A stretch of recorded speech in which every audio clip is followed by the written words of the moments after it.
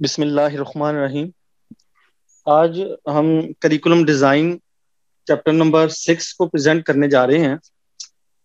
और इससे पहले जो 5 चैप्टर हैं वो भी करिकुलम पे ही हैं, लेकिन अ, ये जो चैप्टर है बेसिकली करिकुलम डिज़ाइन, यहाँ से वो फाउंडेशन और कह लें कि इंट्रोडक्टरी चैप्टर्स हैं। और प्रॉपर जो टास्क स्टार्ट होता है वो करिकुलम डिज़ाइन और करिकुलम डेवलपमेंट इस तरह से अगले चैप्टर में आगे बढ़ेगा। जो हमारे टीचर हैं जी, डॉक्टर यार मोहम्मद, सबसे पहले मैं उनका शुक्रिया अदा करना चाहूँगा कि उन्होंने हमें ये बुक रिकमेंड की और हमें ये मौका दिया कि हम खुद से चीज़ों को एक्सप्लोर करें, चीज़ों को देखें। सम टाइम टीचर हमें पढ़ा देते हैं और हम पढ़ लेते हैं, लेकिन जब हम खुद देखते हैं, चीज़ों को अंडरस्टैंड करने की कोशिश करते हैं, तो फिर हमें ये समझ आती है कि टीचर्स किस तरह से हमारे लिए वर्क करते हैं और जो कंटेंट है हमारे सामने लेके आते हैं। तो माशाल्लाह सर की सुपरविजन में हम आगे बढ़े हैं। जो हमारे ग्रुप मेंबर्स हैं उनमें सादिया इफ्तिखार, सायरा बिलाल, अक्सा सलीम, मैं खालिद परवेज और उरुसा महताब जैदी हैं। जिस तरह हमने ग्रुप मेंबर्स के नाम एक सीक्वेंस से लिखे हैं, इसी सीक्वेंस से हम अपनी प्रेजेंटेशन को स्टार्ट करेंगे। हमने जो ये प्रेजेंटेशन बनाई है ये गूगल स्लाइड्स पे बनाई है, और इसको तैयार करने के लिए हमने जूम मीटिंग पे मीटिंग्स की और गूगल स्लाइड्स पे अपना अपना कंटेंट जो है इसमें एंटर किया है। प्रेजेंटेशन बनाते हुए हमने इस चीज़ का ख्याल रखा है कि ये मोबाइल फोन्स पे बेहतर तरीके से दिखाई दे और इमेजेस और ग्राफिक्स को कम इन्वॉल्व किया है, ताकि टेक्स्ट का जो फॉन्ट साइज है वो बड़ा रहे और विजिबिलिटी ज़्यादा अच्छी हो। आज जो हमारा चैप्टर है ये करिकुलम डिज़ाइन पे है। करिकुलम को डिज़ाइन कैसे करते हैं, मैं चाहूँगा कि मैं आपको थोड़ा सा ये बताऊं कि करिकुलम क्या है, ताकि करिकुलम डिज़ाइन को आप और बेहतर तरीके से समझ सकें। इस प्रेजेंटेशन को जैसे हम आगे लेके बढ़ेंगे, इसमें आप लोगों की जो हमारा ग्रुप है वो तो डेफिनेटली बहुत एक्टिवली पार्टिसिपेट कर रहा है, लेकिन जो दूसरे ग्रुप्स हैं उनके लिए भी ये जो है एक फाउंडेशन के तौर पे ये चैप्टर है।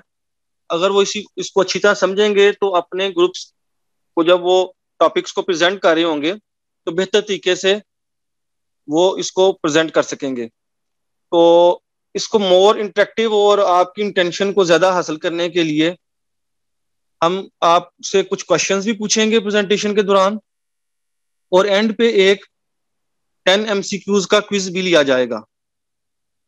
जो क्विज है वो मुश्किल नहीं है ज़्यादा, लेकिन वो लोग जो प्रेजेंटेशन को गौर से नहीं सुनेंगे वो उसमें अच्छे मार्क्स स्कोर नहीं कर पाएंगे। उसमें करेक्ट आंसर्स जो है वो मार्क कर दिए गए हैं। उसके 3 सेक्शंस होंगे। पहले सेक्शन में आप अपना नाम लिखेंगे, दूसरे सेक्शन में 10 क्विज होंगे, और जो थर्ड सेक्शन है उसमें आप रिमार्क्स देंगे कि हमारी प्रेजेंटेशन के बारे में आपको सुन के प्रेजेंटेशन के बारे में कैसा लगा, और इस पर कोई कमेंट करना चाहें तो वो आप कमेंट करें। जब मैं कहूंगा तो फाइनली आप सबमिट करेंगे और आपको आपका रिजल्ट व्यू हो जाएगा। हम सर से रिक्वेस्ट करेंगे कि जो टॉप 3 स्कोरर्स होंगे उनको उनके ग्रुप्स की प्रेजेंटेशन में कुछ एडिशनल मार्क्स दिए जाएं। तो वो रिजल्ट मैं सर से शेयर करूंगा, आप लोग तो खुद ही अपना रिजल्ट देख लेंगे। इस तरह से आपको फायदा भी होगा। अगर आप गौर से सुनेंगे, एक तरह आपका नॉलेज बढ़ेगा और दूसरी तरफ आपको उसके मार्क्स भी मिलेंगे। तो सबसे पहले जी मैं करिकुलम डिजाइन को प्रेजेंट करने से पहले आपसे थोड़ी सी नॉलेज शेयर करना चाहूंगा करिकुलम का। ये जो करिकुलम का कॉन्सेप्ट है ये बहुत स्लिपरी है और बहुत ब्रॉडर है। इसको किसी एक डेफिनेशन में या किसी एक स्टेटमेंट में इसको कवर करना आसान नहीं है। अगर हम नॉर्मली देखें तो आम सेंस में जो हमारा सिलेबस है, जो हमारी किताबें हम क्लास में बच्चों के बैग में डाल के भेजते हैं वो पढ़ें, और टीचर उनको खोलता है और उनको 3 टर्म्स में डिवाइड कर लेता है, नॉर्मली लोग समझते हैं भाई यही करिकुलम है। जिस तरह आजकल हमने सुना वन नेशन वन करिकुलम। तो करिकुलम को अगर हम इसकी डेफिनेशन में देखें जो कि मैंने गूगल से ली है, in education a curriculum is broadly defined as totality of totality of student experiences that occur in educational process.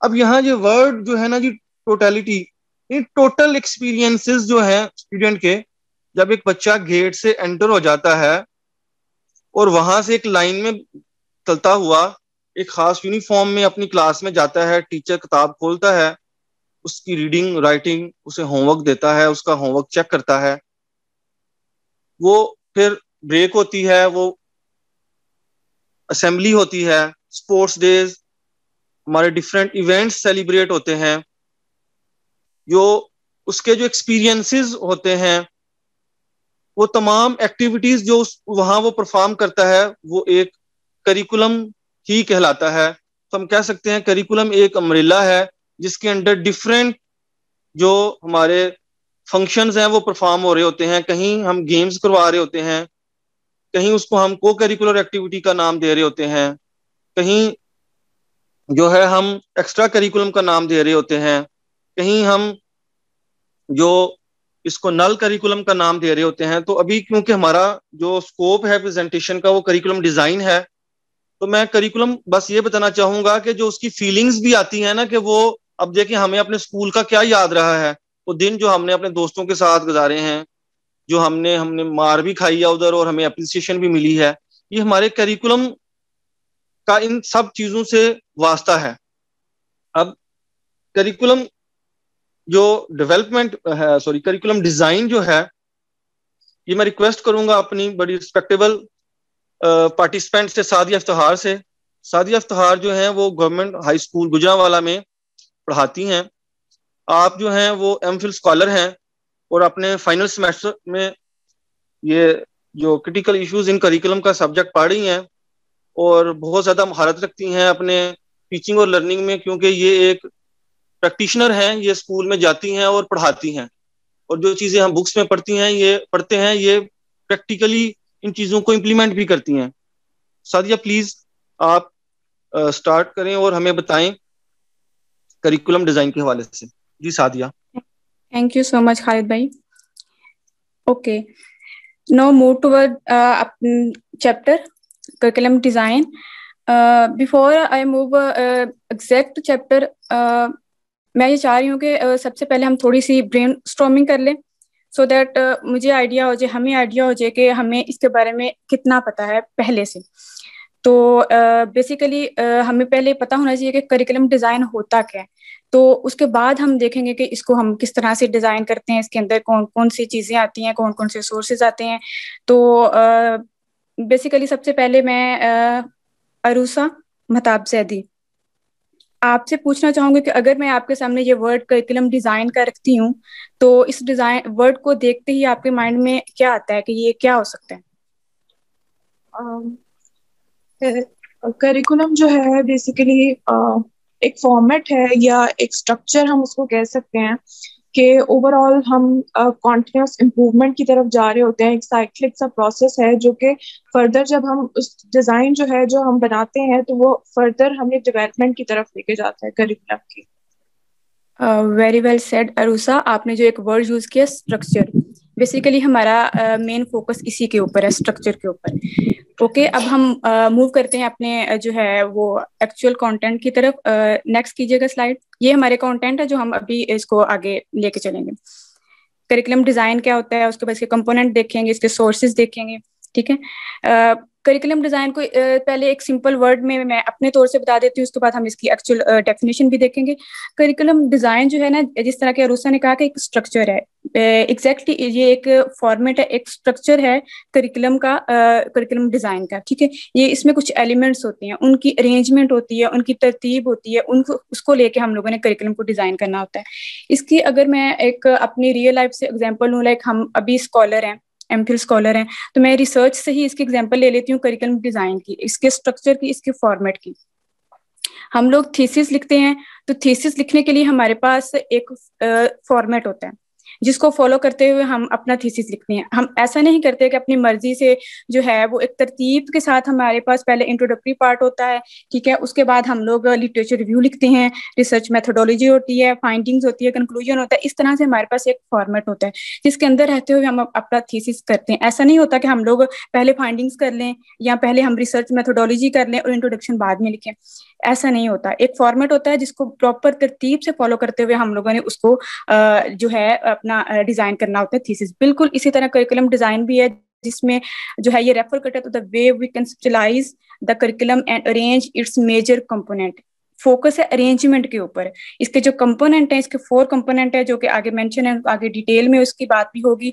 इसके ऑब्जेक्टिव हैं, सब्जेक्ट मैटर है, इसका लर्निंग एक्सपीरियंसेस है, एवेल्युएशन है। इनकी अरेंजमेंट जो है, इनकी इंटर रिलेशन जो है, मेजर फोकस इसके ऊपर है। और यही हमारा करिकुलम डिजाइन है कि इसको अगर हम निगलेक्ट करेंगे तो हमारा इफेक्टिव, या फिर हम ये कहेंगे करिकुलम डिजाइन होगा ही नहीं, क्योंकि यही हमें प्रोवाइड करते हैं आगे जाके direction, guidance for the development of the curriculum. Next कर दें। नेक्स्ट है हमारे पास component of design. To design a curriculum we must consider how its part इंटररिलेट।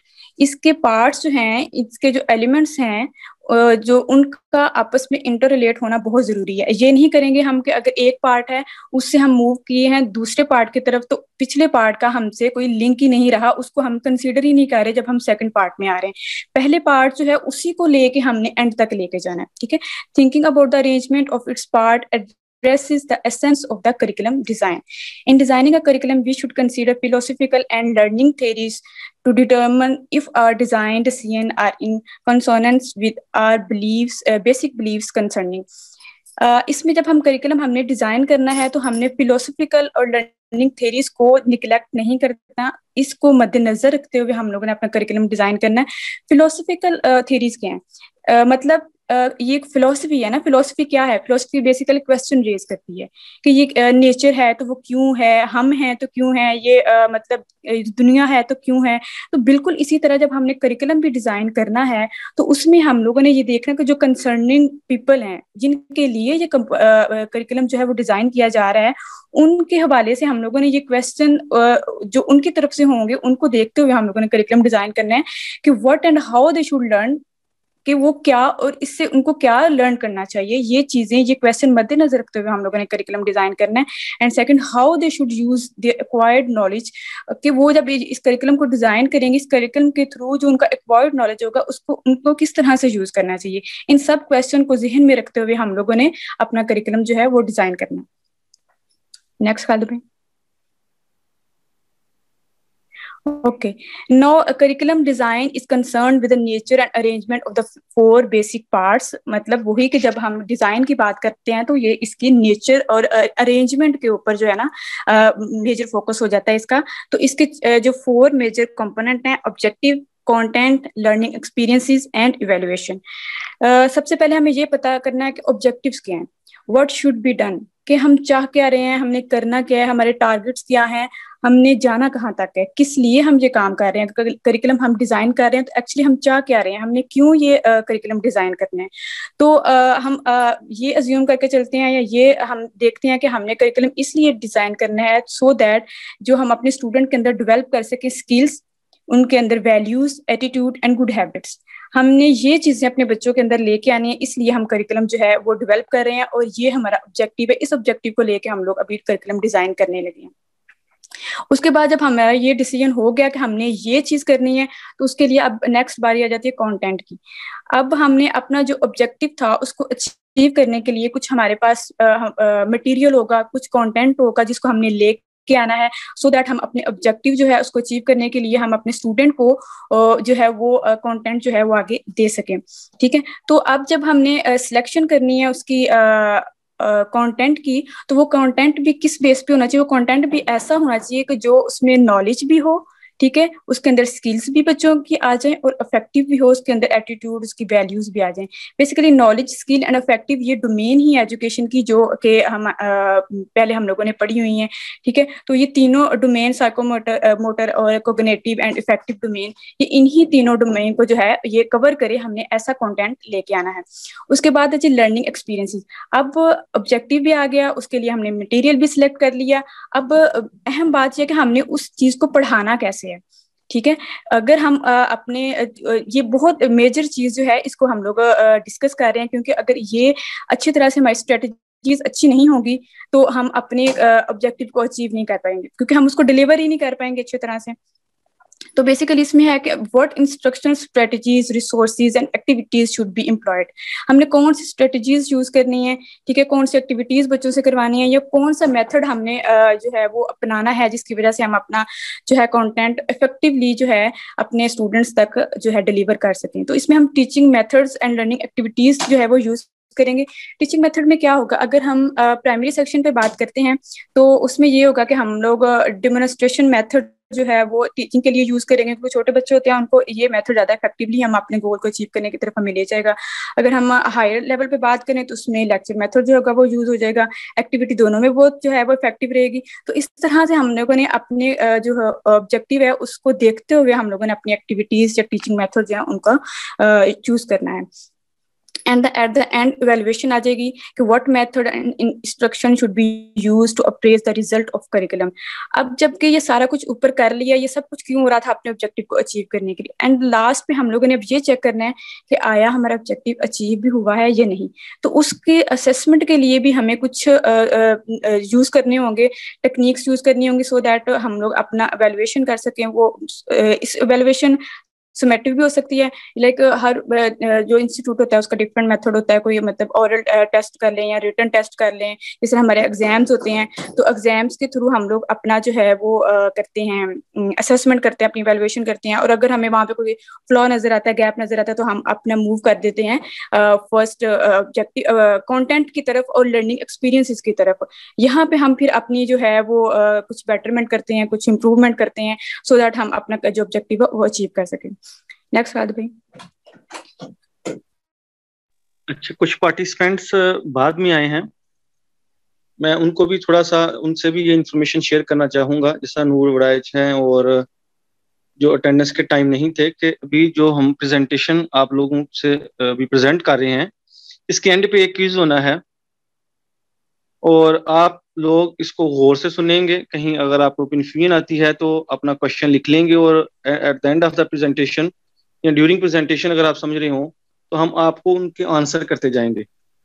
जो रिजल्ट्स हैं जैसे ही आप उसको सबमिट करेंगे आपके सामने शो हो जाएंगे, और जो फर्स्ट थ्री रिस्पोंडेंट्स होंगे वो कंसीडर किए जाएंगे, या टॉप स्कोरर्स जो हैं, फॉर एग्जांपल अगर 10 आउट ऑफ 10 ही लेते जाते हैं सारे लोग, तो टॉप स्कोरर्स को जो है कोई मोटिवेशन होगी उनकी प्रेजेंटेशंस में हम सर से रिक्वेस्ट करेंगे कि आपको ओबलाइज करें, क्योंकि हम फिजिकली होते तो शायद आपके लिए खाने पीने की चीज लेके आते। तो मैं मेरी बात सुन, क्यों ना हम इसको ऐसा करें कि ये एक क्या कहते हैं, इसके बाद आपका क्विज ले लिया जाए और उसी का मार्क्स जो है वो शामिल कर लिए जाए आपकी असेसमेंट में। भाई ये कंटेंट तो इनका भी उतना ही है जितना आपका है, क्या ख्याल है? जी जी सर, मुहालफत लाना कहीं बढ़ गए क्लास में, इसलिए जरा गौर से सुनेंगे सारे और देखते हैं कि क्या करते हैं। ठीक है जी जी बिल्कुल। जी सादिया प्लीज कंटिन्यू करें, मैंने कहा कुछ लोग आए हैं तुमको। Thank you. Now in designing curriculum we should give serious attention to these base ideas. Curriculum designer must consider political, economical, social and cultural views. अब जब कि हमने पीछे बात की कि हम अपना जो है ये कंपोनेंट हैं उनमें हम लोग ये हमारा ऑब्जेक्टिव है, इसको अचीव करने के लिए हम ये जो मटेरियल है ये सिलेक्ट कर रहे हैं, ये जो है वो स्ट्रेटजीज अपना रहे हैं। तो इन सब चीज़ों को करते हुए जो है कुछ चीज़ें हैं जो बहुत ज़्यादा इन्फ्लुएंस करती हैं ये सब काम करते हुए। तो वो कुछ हमारे पॉलिटिकल लीडरशिप होती है, सोशल ग्रुप्स होते हैं, प्रेशर ग्रुप हैं, कल्चर है हमारा इसको हम निगलेक्ट नहीं कर सकते जब हम अपना करिकुलम जो है या अपना ऑब्जेक्टिव जब रखते हैं, सॉरी। तो उसका इन्फ्लुएंस कैसे होता है? वो इन्फ्लुएंस इस तरह करता है कि जब हम सिलेक्शन ऑफ ऑब्जेक्टिव करते हैं तो हमें अपना ऑब्जेक्टिव ऐसा रखना चाहिए जो कि हमारे कल्चर से क्लैश ना करे, हमारे इकोनॉमी और सोशल और पॉलिटिकल व्यूज जो हैं, उन जो ये पार्टीज हैं इनको जो है वो क्लैश ना करे। लाइक हमने फॉर एग्जांपल, अब हमारा एक इस्लामी कल्चर है, तो हमने अगर कोई भी ऐसा ऑब्जेक्टिव रखना है कि वो हमारे कल्चर से जो है वो क्लैश ना करे, कि हम ऐसी रख दें कि जो हमारी वैल्यूज से क्लैश कर रहा हो, तो वो ना सोसाइटी एक्सेप्ट करेगी, ठीक है, और उसमें क्लैश आएगा, क्योंकि हमने इसी सोसाइटी में रहते हुए इन्हीं के लोगों को हमने पढ़ाना है।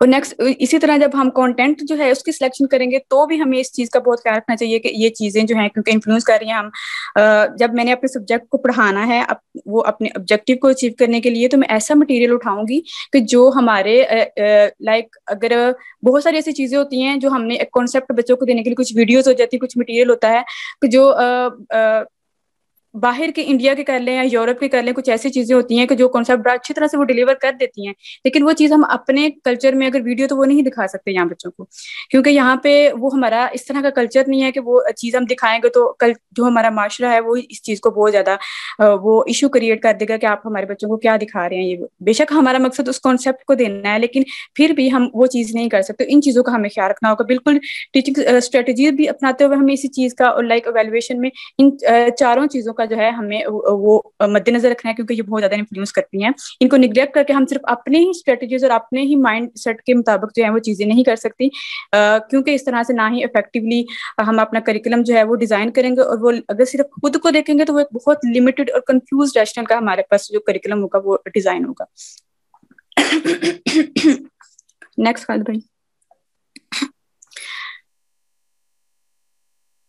ओके अब कुछ हमने जो है वो ये तो डिसाइड कर लिया, ये ऑब्जेक्टिव है, ये काम हमने करने हैं। अब उस करिकुलम के लिए कुछ सोर्सेज भी चाहिए होती हैं अपने कंटेंट को लेने के लिए या उसके अंदर चीजें डालने के लिए। तो अब curriculum designer must clarify their philosophical, social, political views of society and the individual learners as well.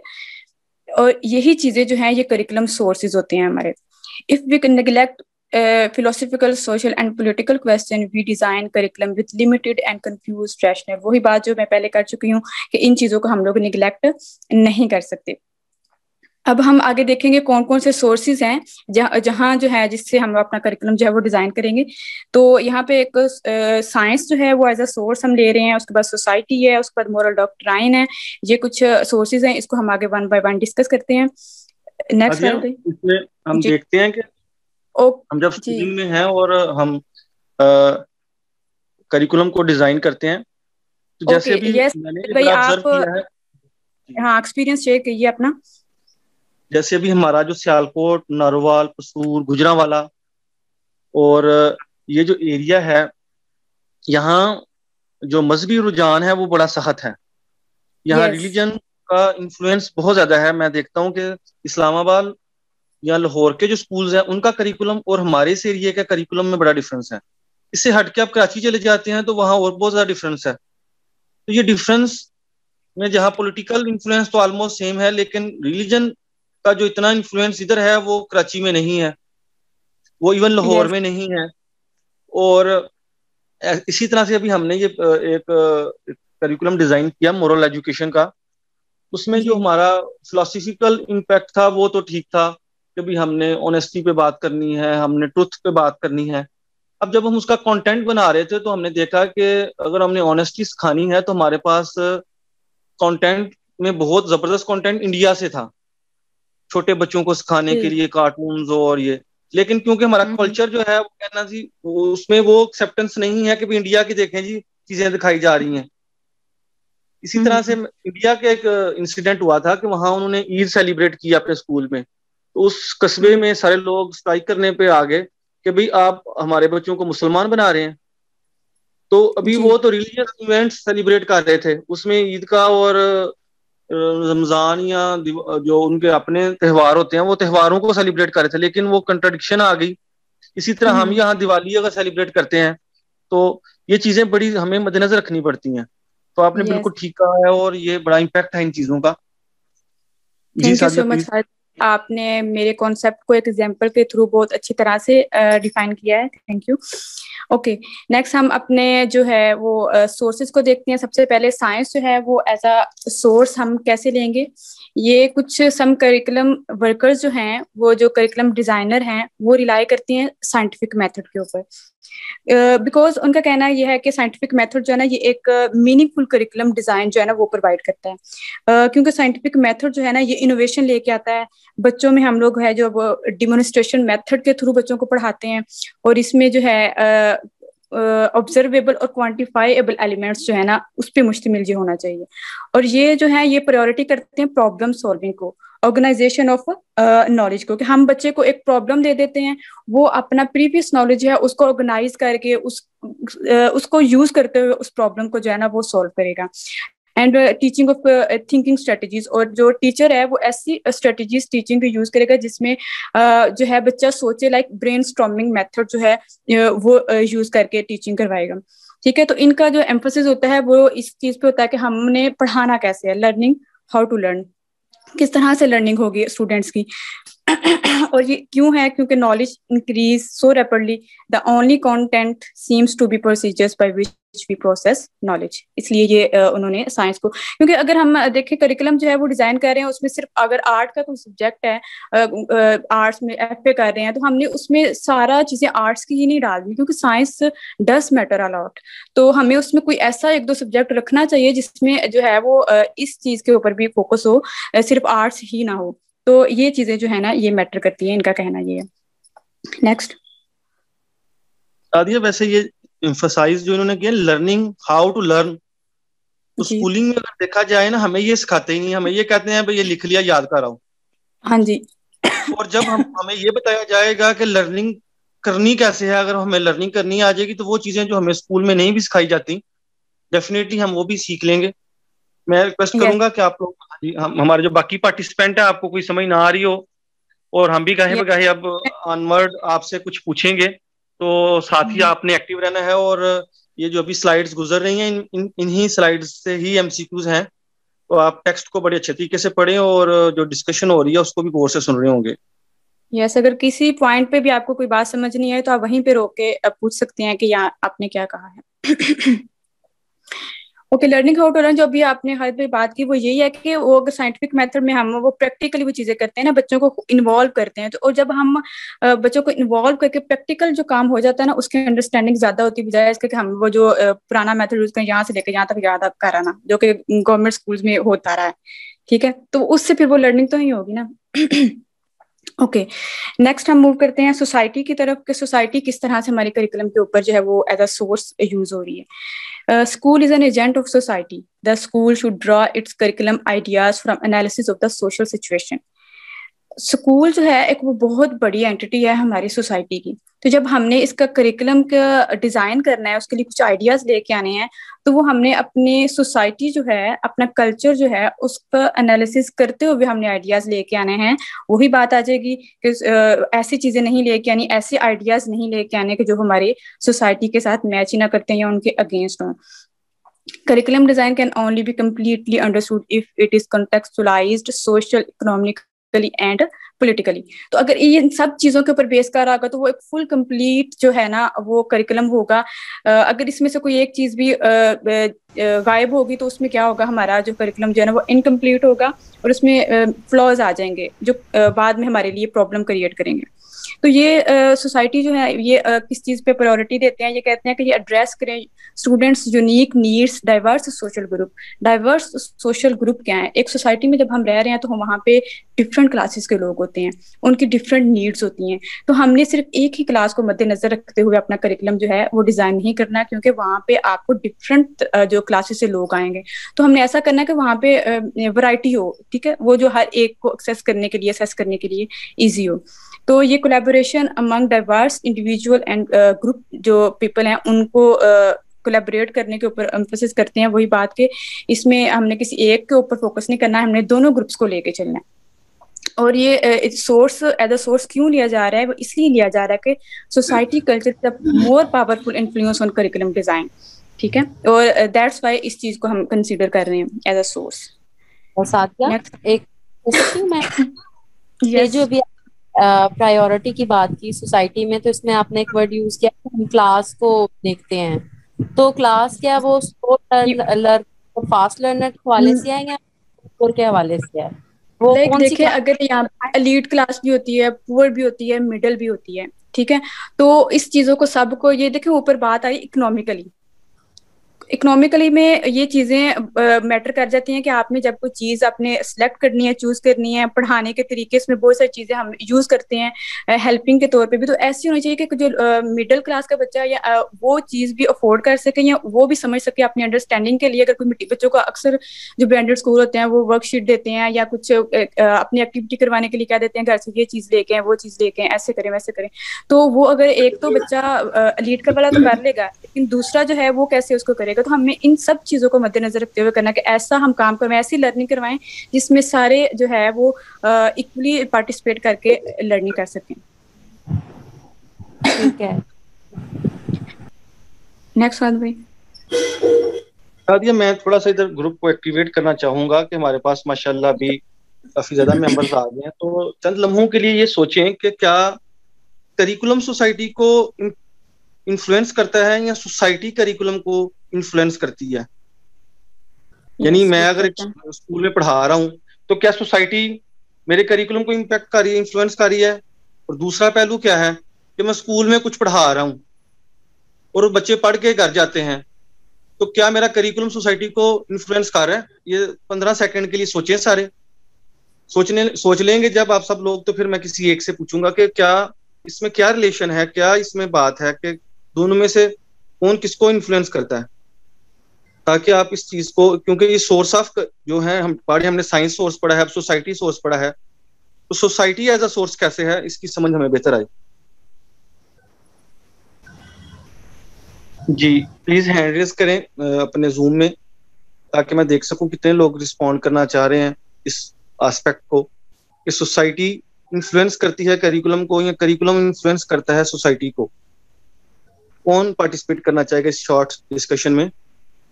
जी हिरा, आपने हैंड रेज किया, और कोई बात करना चाहेगा? अज़का करना चाह रही हैं, हबीबा करना चाह रही हैं जी, और कोई शेयर करो। नहीं पता तो चले ना कि कितने लोग एक्टिव हैं भाई।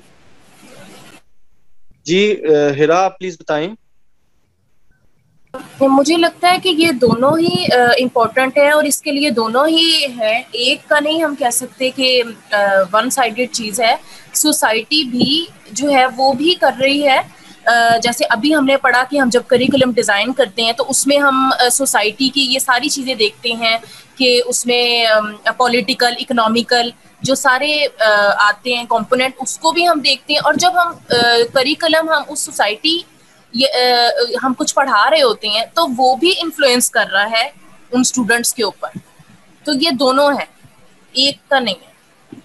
ये बिल्कुल आपने बिल्कुल ठीक बताया है कि ये दोनों ही इन्फ्लुएंस कर रहे होते हैं। जी साजिया, प्लीज आगे प्रोसीड करें। यस,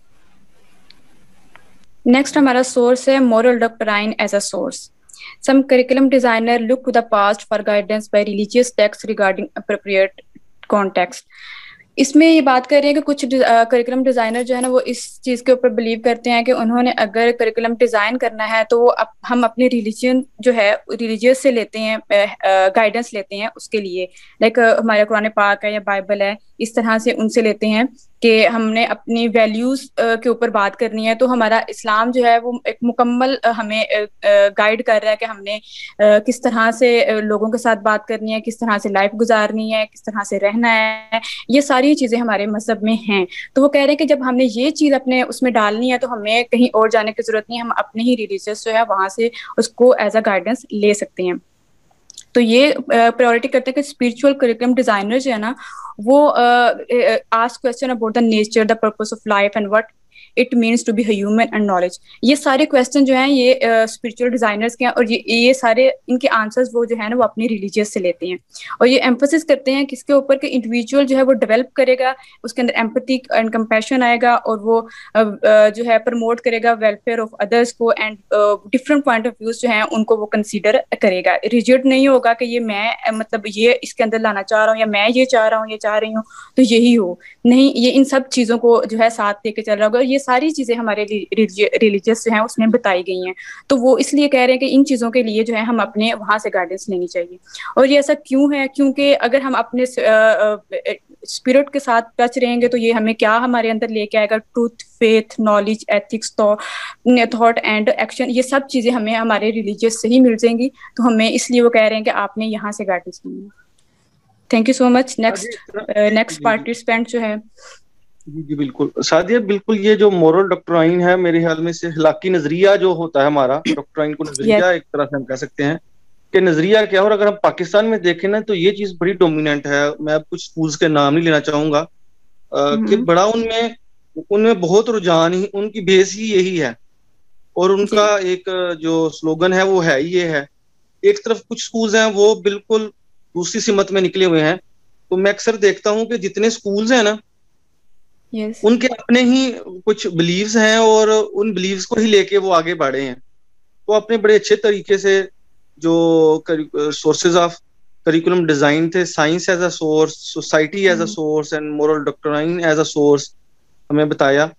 और फिर कंपोनेंट्स में जब आपने बात की तो वो भी बड़ी जबरदस्त थी कि जो ऑब्जेक्टिव क्या है, कंटेंट क्या है, लर्निंग एक्सपीरियंसेस क्या हैं, और एंड पे हम उन्हें एवेल्युएट कर रहे हैं। जैसे मैं एक डॉक्यूमेंट मैंने भी रिसेंटली अपने स्कूल का करिकुलम बनाया है, तो उसमें हमने एक चीज लिखी है कि हम एवेल्युएट भी करेंगे। इस साल हमने जो करिकुलम बनाया है अगर उससे कुछ प्रॉब्लम्स आई हैं तो अगले साल उन प्रॉब्लम्स को हम जो है वो कैटर कर सकें। तो बहुत शुक्रिया आपका कि आपने हमें। साहब मैं कहना चाहूंगी इस पे। जी जी can I say something? Yes जी जी, व्हाई नॉट। हाँ जी। अभी इन्होंने बात की कि अगर हमें करिकुलम देखना है तो हमें इस्लाम पे जाना चाहिए और हमें कहीं और जाने की जरूरत ही नहीं है।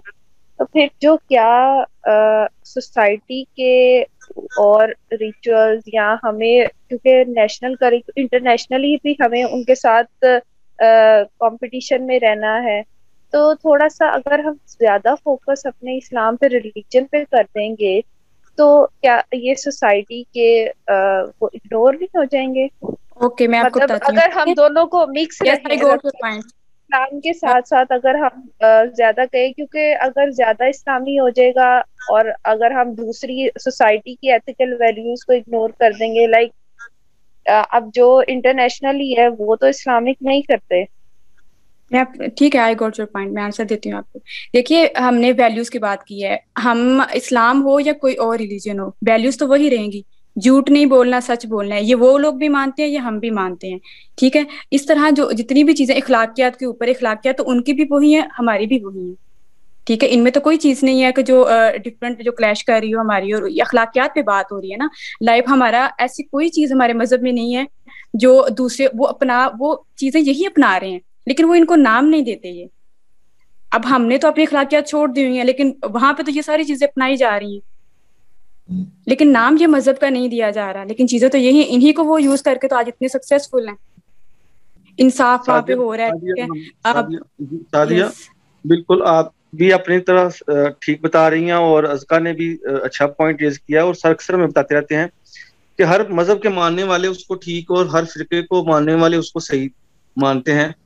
तो मेरे ख्याल में हमें बैलेंस रखना है, और जो करिकुलम है तमाम मज़ाहिब के लिए है, और कहीं ना कहीं मज़ाहिब आपस में टकराते हैं, फिरके टकरा जाते हैं एक मजहब में, तो ये तो मजहब की बात है।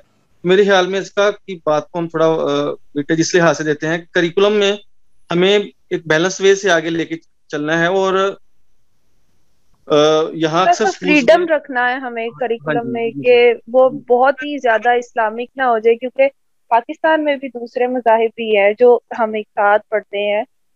तो उसके लिए थोड़ा सा, क्योंकि अगर हम ज्यादा इस्लामिक करेंगे तो शायद उनके लिए भी थोड़ा सा डिफिकल्ट हो जाएगा इस चीज को अडॉप्ट करना। यस, हमने अच्छा, मैं टॉपिक लिया तो वही है। थोड़ा सा डिस्कशन डेवलप को नहीं ना करेंगे।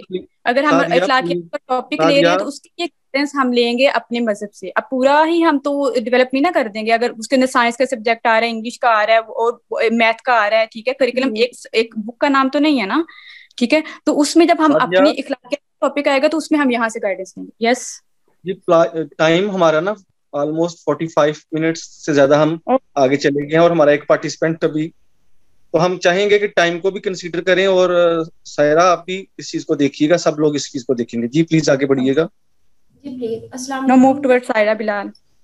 Assalamu alaikum to all. Here is Saira Bilal.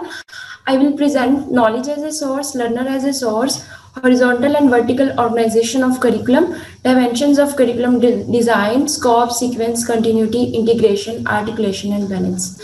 Next slide करिएगा please. Knowledge as a source जो है, knowledge according to some is a primary source of curriculum. This view dates back to Plato, which communicated that when the most prized and useful knowledge is coded in writing, it can then be taught to students. Because useful and valuable knowledge के through जो है learners के mind को हम develop कर सकते हैं, उनकी थिंकिंग को स्टिमुलेट कर सकते हैं और उनको रियल नॉलेज और रियलिटी के करीब ला सकते हैं। करिकुलम को डिजाइन थैंक यू। मुझे जस्ट ना यहाँ पे ऐड करने दे एक चीज। अभी आपने रिसेंटली एक करिकुलम डॉक्यूमेंट, एक कोर्स का करिकुलम डॉक्यूमेंट डेवलप किया है। उस कोर्स में जितने भी आपके इंटेंडेड लर्निंग आउटकम्स थे वो आपने कहीं से डिराइव किए थे। यहाँ पर वो इंटेंडेड लर्निंग आउटकम्स जो हैं, मसलन अगर हम खालिद साहब की एग्जांपल लें तो उन्होंने कहा एक बुक से मैंने ये एक्सट्रैक्ट किए हैं इंटेंडेड लर्निंग आउटकम्स। ऐसा ही था खालिद साहब? बिल्कुल ऐसा ही था। जब आप आपके सोर्सेज जो हैं जहां से आप ये डिराइव करते हैं अपने इंटेंडेड लर्निंग आउटकम, वो नॉलेज एक बॉडी ऑफ नॉलेज है, तो फिर आप एक्चुअली यूज कर रहे हैं नॉलेज एज अ सोर्स। ठीक है, इसी तरह मुख्तलिफ सोर्सेज की बातें यहाँ हो रही हैं। मैंने सिर्फ आपको ये बताना था कि इसको जरा लिंक करें उस करिकुलम डॉक्यूमेंट के साथ जहां पर आपने इंटेंडेड लर्निंग आउटकम्स जो हैं वो लिखे हैं। Most of you selected or extracted your intended learning outcomes from a body of knowledge. ठीक है, सोसाइटी से आपने नहीं लिए, आपने जाके सोसाइटी से नहीं पूछा, आपने मॉरल जो कोड है उससे भी नहीं डिराइव किए, बल्कि बॉडी ऑफ नॉलेज से डिराइव कर रहे हैं। ठीक है, आगे चलें। बस सिर्फ ये आपको ये बताना था कि उसको इंटेंडेड लर्निंग आउटकम के साथ। भाई खालिद एक दफा आप पीछे करें, मैं यही बात को एक्सप्लेन करती हूँ जो सर ने भी बताई है। इसमें यह है कि करिकुलम जो है, जैसे सर ने बताया कि हम बॉडी ऑफ नॉलेज से हम अपना जो करिकुलम का सोर्स है या हम इंटेंडेड लर्निंग आउटकम्स जैसे हमने डिराइव किए थे तो वो हमने एक बॉडी ऑफ नॉलेज से लिए थे। इसी तरह से इसमें यह है कि करिकुलम में जब हम डिज़ाइन करते हैं तो हम दो तरह का नॉलेज होता है, एक होता है डिसिप्लिन नॉलेज और एक होता है अनडिसिप्लिन नॉलेज। डिसिप्लिन नॉलेज जो होता है उसका एक यूनिक कंटेंट होता है, उसका एक पर्टिकुलर स्ट्रक्चर होता है, जैसे फिजिक्स और मैथमेटिक्स है। इनका एक यानी कि इनके जो प्रोसीजर्स है ना वो यूनिक आइडेंटिटी शो करते हैं। लेकिन जो अनडिसिप्लिन नॉलेज होता है उसका यूनिक कंटेंट नहीं होता। जैसे कंप्यूटर साइंस और इंजीनियरिंग प्रोग्राम्स हैं वो अनडिसिप्लिन नॉलेज पे बेस करते हैं और हम इनका जो करिकुलम है, इनका जो कंटेंट है हम डिसिप्लिन नॉलेज से ड्रा करते हैं। जैसे रिसर्चेज हो रही हैं तो नॉलेज जो है वो इंक्रीज कर रहा है। तो हमें सोचना ये है करिकुलम डिज़ाइनर्स को, जब वो करिकुलम डिज़ाइन करते हैं तो उनको हर्बर्ट स्पेंसर ने एक क्वेश्चन किया था कि जब हम करिकुलम को डिज़ाइन करते हैं तो हमें सबसे ज़्यादा इस चीज़ के ऊपर फोकस करना चाहिए कि हमें कौन सा नॉलेज सिलेक्ट करना है जो कि ज़्यादा मोस्ट वर्थी है हमारी स्टूडेंट्स के लिए, जनरेशन के लिए, या किसी स्पेसिफिक लेवल पे हम जिसका करिकुलम डिज़ाइन कर रहे हैं तो हमने उस स्पेसिफिक लेवल के अकॉर्डिंग देखना है कि नॉलेज कौन सा ज़्यादा बढ़ती है और कौन सी इंटेलेक्चुअल स्किल्स हैं जो हम इंडिविजुअल और सोशल गुड के लिए हम करिकुलम में ऐड करना चाह रहे हैं। नेक्स्ट है learner as a source. Learner as a source में भी कुछ करिकुलम डिजाइनर और एजुकेटर्स ये बिलीव करते हैं कि करिकुलम को लर्नर के इंटरेस्ट के अकॉर्डिंग, उनकी नीड्स के अकॉर्डिंग जो है वो डिज़ाइन करना चाहिए, उनकी जो वो उनकी वैल्यूज है, उनके लर्निंग स्टाइल उनके अकॉर्डिंग डिजाइन करना चाहिए ताकि स्टूडेंट की साइकोलॉजिकल नीड्स को फुलफिल किया जा सके। इसी तरह से रोजेसी ने कहा था, उनके अकॉर्डिंग ये है कि स्टूडेंट की जो डेवलपमेंट है वो नेचुरली होनी चाहिए, उन पे किसी भी किस्म के सोसाइटी कंस्ट्रेंट्स या लर्निंग के लिए जो है उनको इम्पोज नहीं करना चाहिए, क्योंकि उनकी जो पर्सनैलिटी होती है सब इंडिविजुअल्स की यूनिक होती है और उनका फैमिली और सोशियो इकोनॉमिक बैकग्राउंड जो है। ये यहाँ पे ना यहाँ पे जरा थोड़ा सा आपको मैं बता दूं कि लर्नर सोर्स कैसे बन सकता है इंटेंडेड लर्निंग आउटकम से। देखिए, इसके लिए आप जो आपके पास स्टूडेंट्स आते हैं उनसे उनका आप सर्वे कर सकते हैं, उनसे पूछ सकते हैं, उनके इंटरव्यूज कर सकते हैं कि वो क्या लर्न करने के लिए यहाँ पर आए हैं। लेकिन ये थोड़ा सा चैलेंजिंग हो जाता है क्योंकि, और इसको थ्योरी में भी इसको अब डिस्करेज किया जाता है कि लर्नर जो है वो इतना बेहतर सोर्स नहीं है उस क्या कहते हैं करिकुलम डेवलप करने में। बात समझ आ रही है? जी सर, बिल्कुल सही कह रहे हैं सर, क्योंकि उनकी अपनी एक्सपेक्टेशन है और अपने उनके एक। जी सर, ऑब्वियसली ये एक चैलेंज है क्योंकि हर एक लर्नर के अगर हम नीड्स को देखें तो वो ऑब्वियसली एक दूसरे से डिफरेंट करती हैं क्योंकि उनका फैमिली बैकग्राउंड डिफरेंट है, उनके एजुकेशनल एक्सपीरियंसेस भी डिफरेंट है, जिसकी वजह से उनकी क्वालिटी एंड क्वांटिटी एक्सपीरियंस की जो है ना वो इफेक्ट कर रही होती है उनकी ब्रेन की डेवलपमेंट के ऊपर। तो जैसी क्वांटिटी और जैसी क्वालिटी होगी एजुकेशनल एक्सपीरियंसेस की, वैसे ही उनका जो माइंड है और उनका थिंकिंग लेवल है, उनका मेच्योरिटी लेवल है, वो भी एक दूसरे से डिफर कर रहा होगा। इसलिए ये एक चैलेंज है करिकुलम डिजाइनर के लिए अगर वो लर्नर को एज ए सोर्स यूज करें करिकुलम को डिजाइन करते हुए।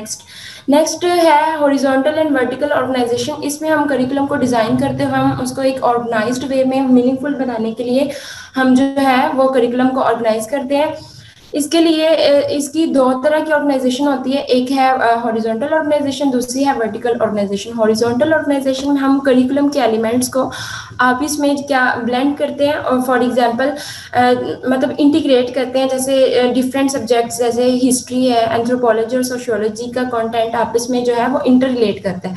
तो उसको हम कंबाइन करके एक कंटेम्प्रेरी स्टडी का कोर्स क्रिएट कर दें तो उसमें ये हॉरिजॉन्टल ऑर्गेनाइजेशन में आ जाता है। इसको जो है वर्टिकल ऑर्गेनाइजेशन जो है इसमें हम क्या करते हैं, हम अपने कंटेंट को एक डिटेल वो सीक्वेंस देते हैं, एक लॉजिकल वे में सीक्वेंस देते हैं और फिर इंक्रीजिंग कॉम्प्लेक्सिटी के साथ one grade two another grade हम उसको जो है वो सीक्वेंस देते हैं। फॉर एग्जांपल सोशल स्टडी के सब्जेक्ट में फैमिली के टॉपिक को हम फर्स्ट ग्रेड पे इंट्रोड्यूस करवाते हैं और कम्युनिटी के टॉपिक को सेकंड ग्रेड पे हम इंट्रोड्यूस करवाते हैं, ताकि उसके लिए जो फैमिली का जो टॉपिक हमने वो पहले इंट्रोड्यूस इसलिए करवाएंगे कि ताकि उसके लिए जो जो स्किल्स हैं, बेसिक स्किल्स हैं, वो हम प्रोवाइड कर सकें और फिर फर्दर नेक्स्ट लेवल पे हम वो कम्युनिटी का टॉपिक ऐड करेंगे ताकि उसके लिए बेसिक नॉलेज हो और वो इंक्रीजिंग कॉम्प्लेक्सिटी के साथ सेम टॉपिक को अंडरस्टैंड कर सकें। नेक्स्ट ओके, ये इसकी डायमेंशंस है नेक्स्ट करिकुलम डिज़ाइन की। जब हम करिकुलम को डिज़ाइन करते हैं तो कौन कौन सी डायमेंशंस को हम मद्देनज़र रखते हैं। सबसे पहले हम स्कोप के बारे में बात करेंगे। स्कोप जो है वो करिकुलम डिज़ाइनर जब करिकुलम बनाते हैं तो सबसे पहले वो करिकुलम की बाउंड्रीज डिसाइड करते हैं कि पर्टिकुलर ग्रेड पे कंटेंट की कितनी डेप्थ होगी, कितनी ब्रेथ होगी और कंटेंट को कवर करने के लिए कौन कौन से कॉन्सेप्ट्स एंड आइडियाज़ इंट्रोड्यूस करवाए जाएंगे, कौन कौन सी skills, activities and learning experiences को इंट्रोड्यूस करवाएंगे और किस किस्म का नॉलेज मोस्ट वर्थी होगा। और इसके अलावा इसमें हम ये भी देखेंगे जो हमने ब्लूम टेक्सोनॉमी में पहले भी बात की है कि cognitive, affective and psychomotor domains की कवरेज के लिए हम इन तीनों डोमेन्स का जो स्कोप है उसको भी डिटरमिन करेंगे कि how much content should be include from a particular domain. Next करिएगा प्लीज। बिल्कुल आप सही कह रही हैं। मैं थोड़ा सा इसमें इजाफा करना चाहूंगा कि जो स्कोप है ना, ये जब हम करिकुलम डिजाइन करते हैं उधर भी बड़ा इंपॉर्टेंट है और करिकुलम डिलीवर करते हुए भी बड़ा इंपॉर्टेंट है। कई दफा सीनियर क्लासेस की टीचर्स जूनियर को जो पढ़ाते हैं ना, तो ये कंप्लेन आना शुरू हो जाती है, वो इतना नॉलेज देना शुरू कर देता है जितना उस लेवल पे जरूरी नहीं होता। तो स्कोप को हम देख रहे हैं।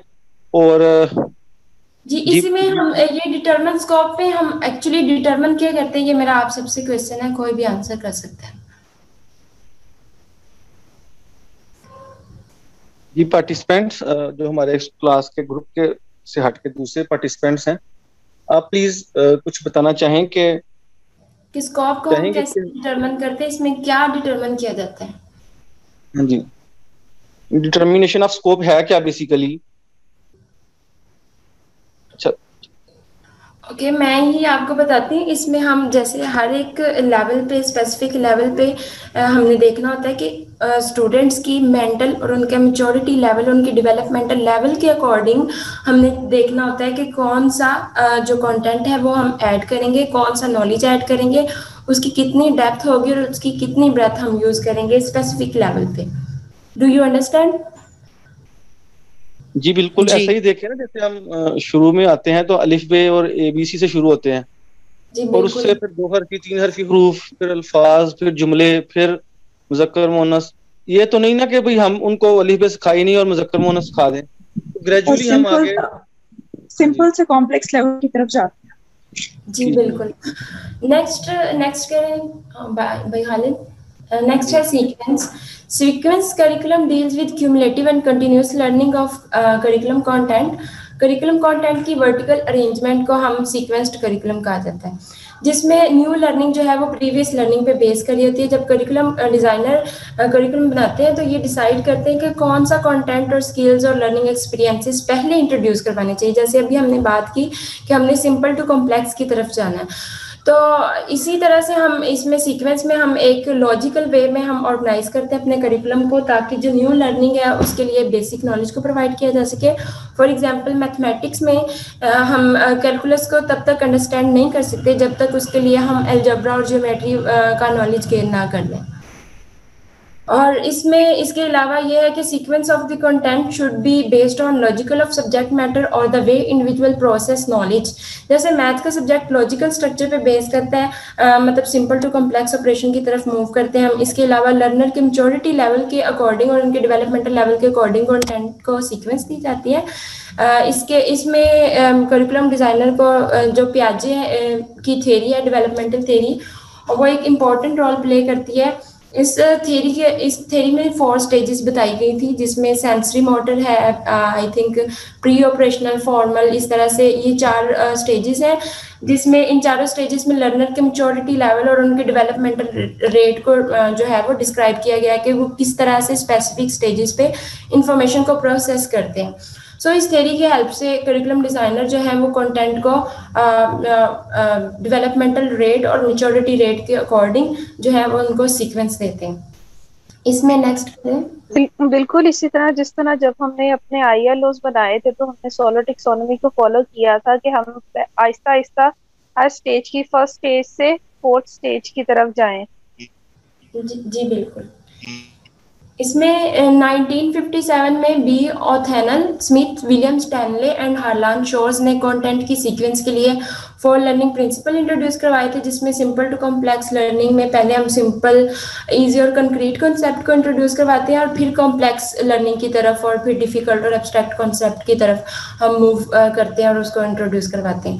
नेक्स्ट है पार्ट 2 और लर्निंग में हम कंटेंट को स्पेसिफिक इन्फॉर्मेशन से जनरल इन्फॉर्मेशन की तरफ सीक्वेंस देते हैं, और होल टू पार्ट में जनरल ओवरव्यू को पहले प्रेजेंट किया जाता है और स्पेसिफिक इन्फॉर्मेशन को बाद में। क्रोनोलॉजिकल लर्निंग में हम कंटेंट की सीक्वेंस को टाइम के अकॉर्डिंग जैसे पास्ट टू प्रेजेंट अरेंज भी कर सकते हैं या फिर प्रेजेंट टू पास्ट अरेंज कर सकते हैं। फॉर एग्जांपल जैसे हिस्ट्री का सब्जेक्ट है या लिटरेचर का सब्जेक्ट है तो उसको हम टाइम के अकॉर्डिंग क्रोनोलॉजिकली सीक्वेंस देते हैं। Next please.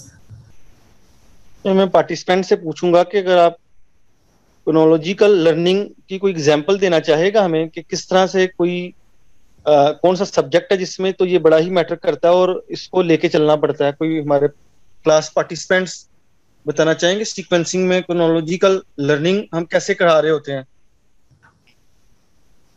मैं अभी यही उनसे पूछने लगी थी कि आप इनकी प्लीज एग्जांपल दे दें जरा। जी बिल्कुल, मैंने आपको अभी एग्जांपल दिए हैं। जैसे एक सेकंड मैं थोड़ा सा कर लूं भला। जैसे अभी जब हमारे बरसगीर में ढाका को एक लहदा सूबा बनाया गया, उसके बाद मुसलमानों पे मजालिम हुए, तो हम बताते हैं कि 1905 में इस तरह हुआ, 1906 में मुस्लिम लीग बनी। तो एक क्रोनोलॉजिकली हम बताते हैं किस तरह से कायद-ए-आज़म कांग्रेस में आए, फिर मुस्लिम लीग, देन 23 नुकात, फिर आगे बढ़ते जा रहे हैं, तो करारदाद पाकिस्तान आती है, तो फिर हम उनको सन और तारीख के साथ साथ आगे बढ़ाते जाते हैं। तो वो एक क्रोनोलॉजिकल लर्निंग हम उनको लेके आ रहे होते हैं कि कैसे कैसे इंसिडेंट्स हो रहे हैं और कैसे कैसे हम आगे बढ़ रहे हैं। जी बिल्कुल, इवेंट्स को हम टाइम के अकॉर्डिंग, तो मतलब ये हिस्ट्री और इस तरह के सब्जेक्ट में ज्यादा यूज होती है। और लिटरेचर मैंने आपको एग्जांपल दिया है पीछे, इसमें आपको हिस्ट्री और लिटरेचर में जो है वो हम कंटेंट को क्रोनोलॉजिकली ऑर्गेनाइज करते हैं। जैसे सोशल स्टडी में हम पाकिस्तान के बारे में वो किस किस तरह से जो है वो डेवलप हुआ था, तो वो उसकी सीक्वेंस को हम मेंटेन करते हैं।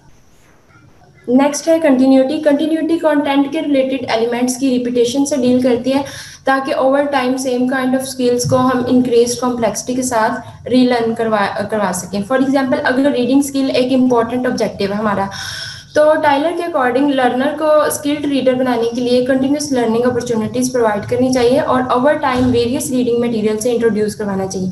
सेम इसी तरह से फॉर एग्जांपल, अगर हम साइंस में एक्सपेरिमेंट का एक्सपर्ट बनाना, एक्सपेरिमेंट कंडक्ट करने का एक्सपर्ट बनाना चाहते हैं स्टूडेंट को, तो हमें उसको डिफरेंट लेवल पे डिफरेंट स्पेसिफिक टाइम में हमें उनको प्रैक्टिस करवानी चाहिए ताकि वो अपने उस ऑब्जेक्टिव्स को अचीव करने के लिए प्रोफिशिएंट हो सके। Continuity is most evident in Jerome Bruner notion of spiral curriculum. Jerome Bruner के अकॉर्डिंग बेसिक आइडियाज को हम इंटर रिलेशनशिप की बेस पे स्पाइरल वे में one level to other level पे जो है वो कंटिन्यू रखते हैं ताकि स्टूडेंट आइडियाज एंड कॉन्सेप्ट को डेवलप एंड रीडेवलप कर सके, लर्न एंड रीलर्न कर सके। कंटेंट की अंडरस्टैंडिंग में इस तरह से मास्टरी जो है वो होती है उनकी, और वो कंप्लीट और इन डेप्थ अंडरस्टैंडिंग के साथ एब्स्ट्रैक्ट थिंकिंग जो है वो उनकी इंक्रीज होती है। According to Herbert Simon, we all can become master of something if we devote sufficient time and effort.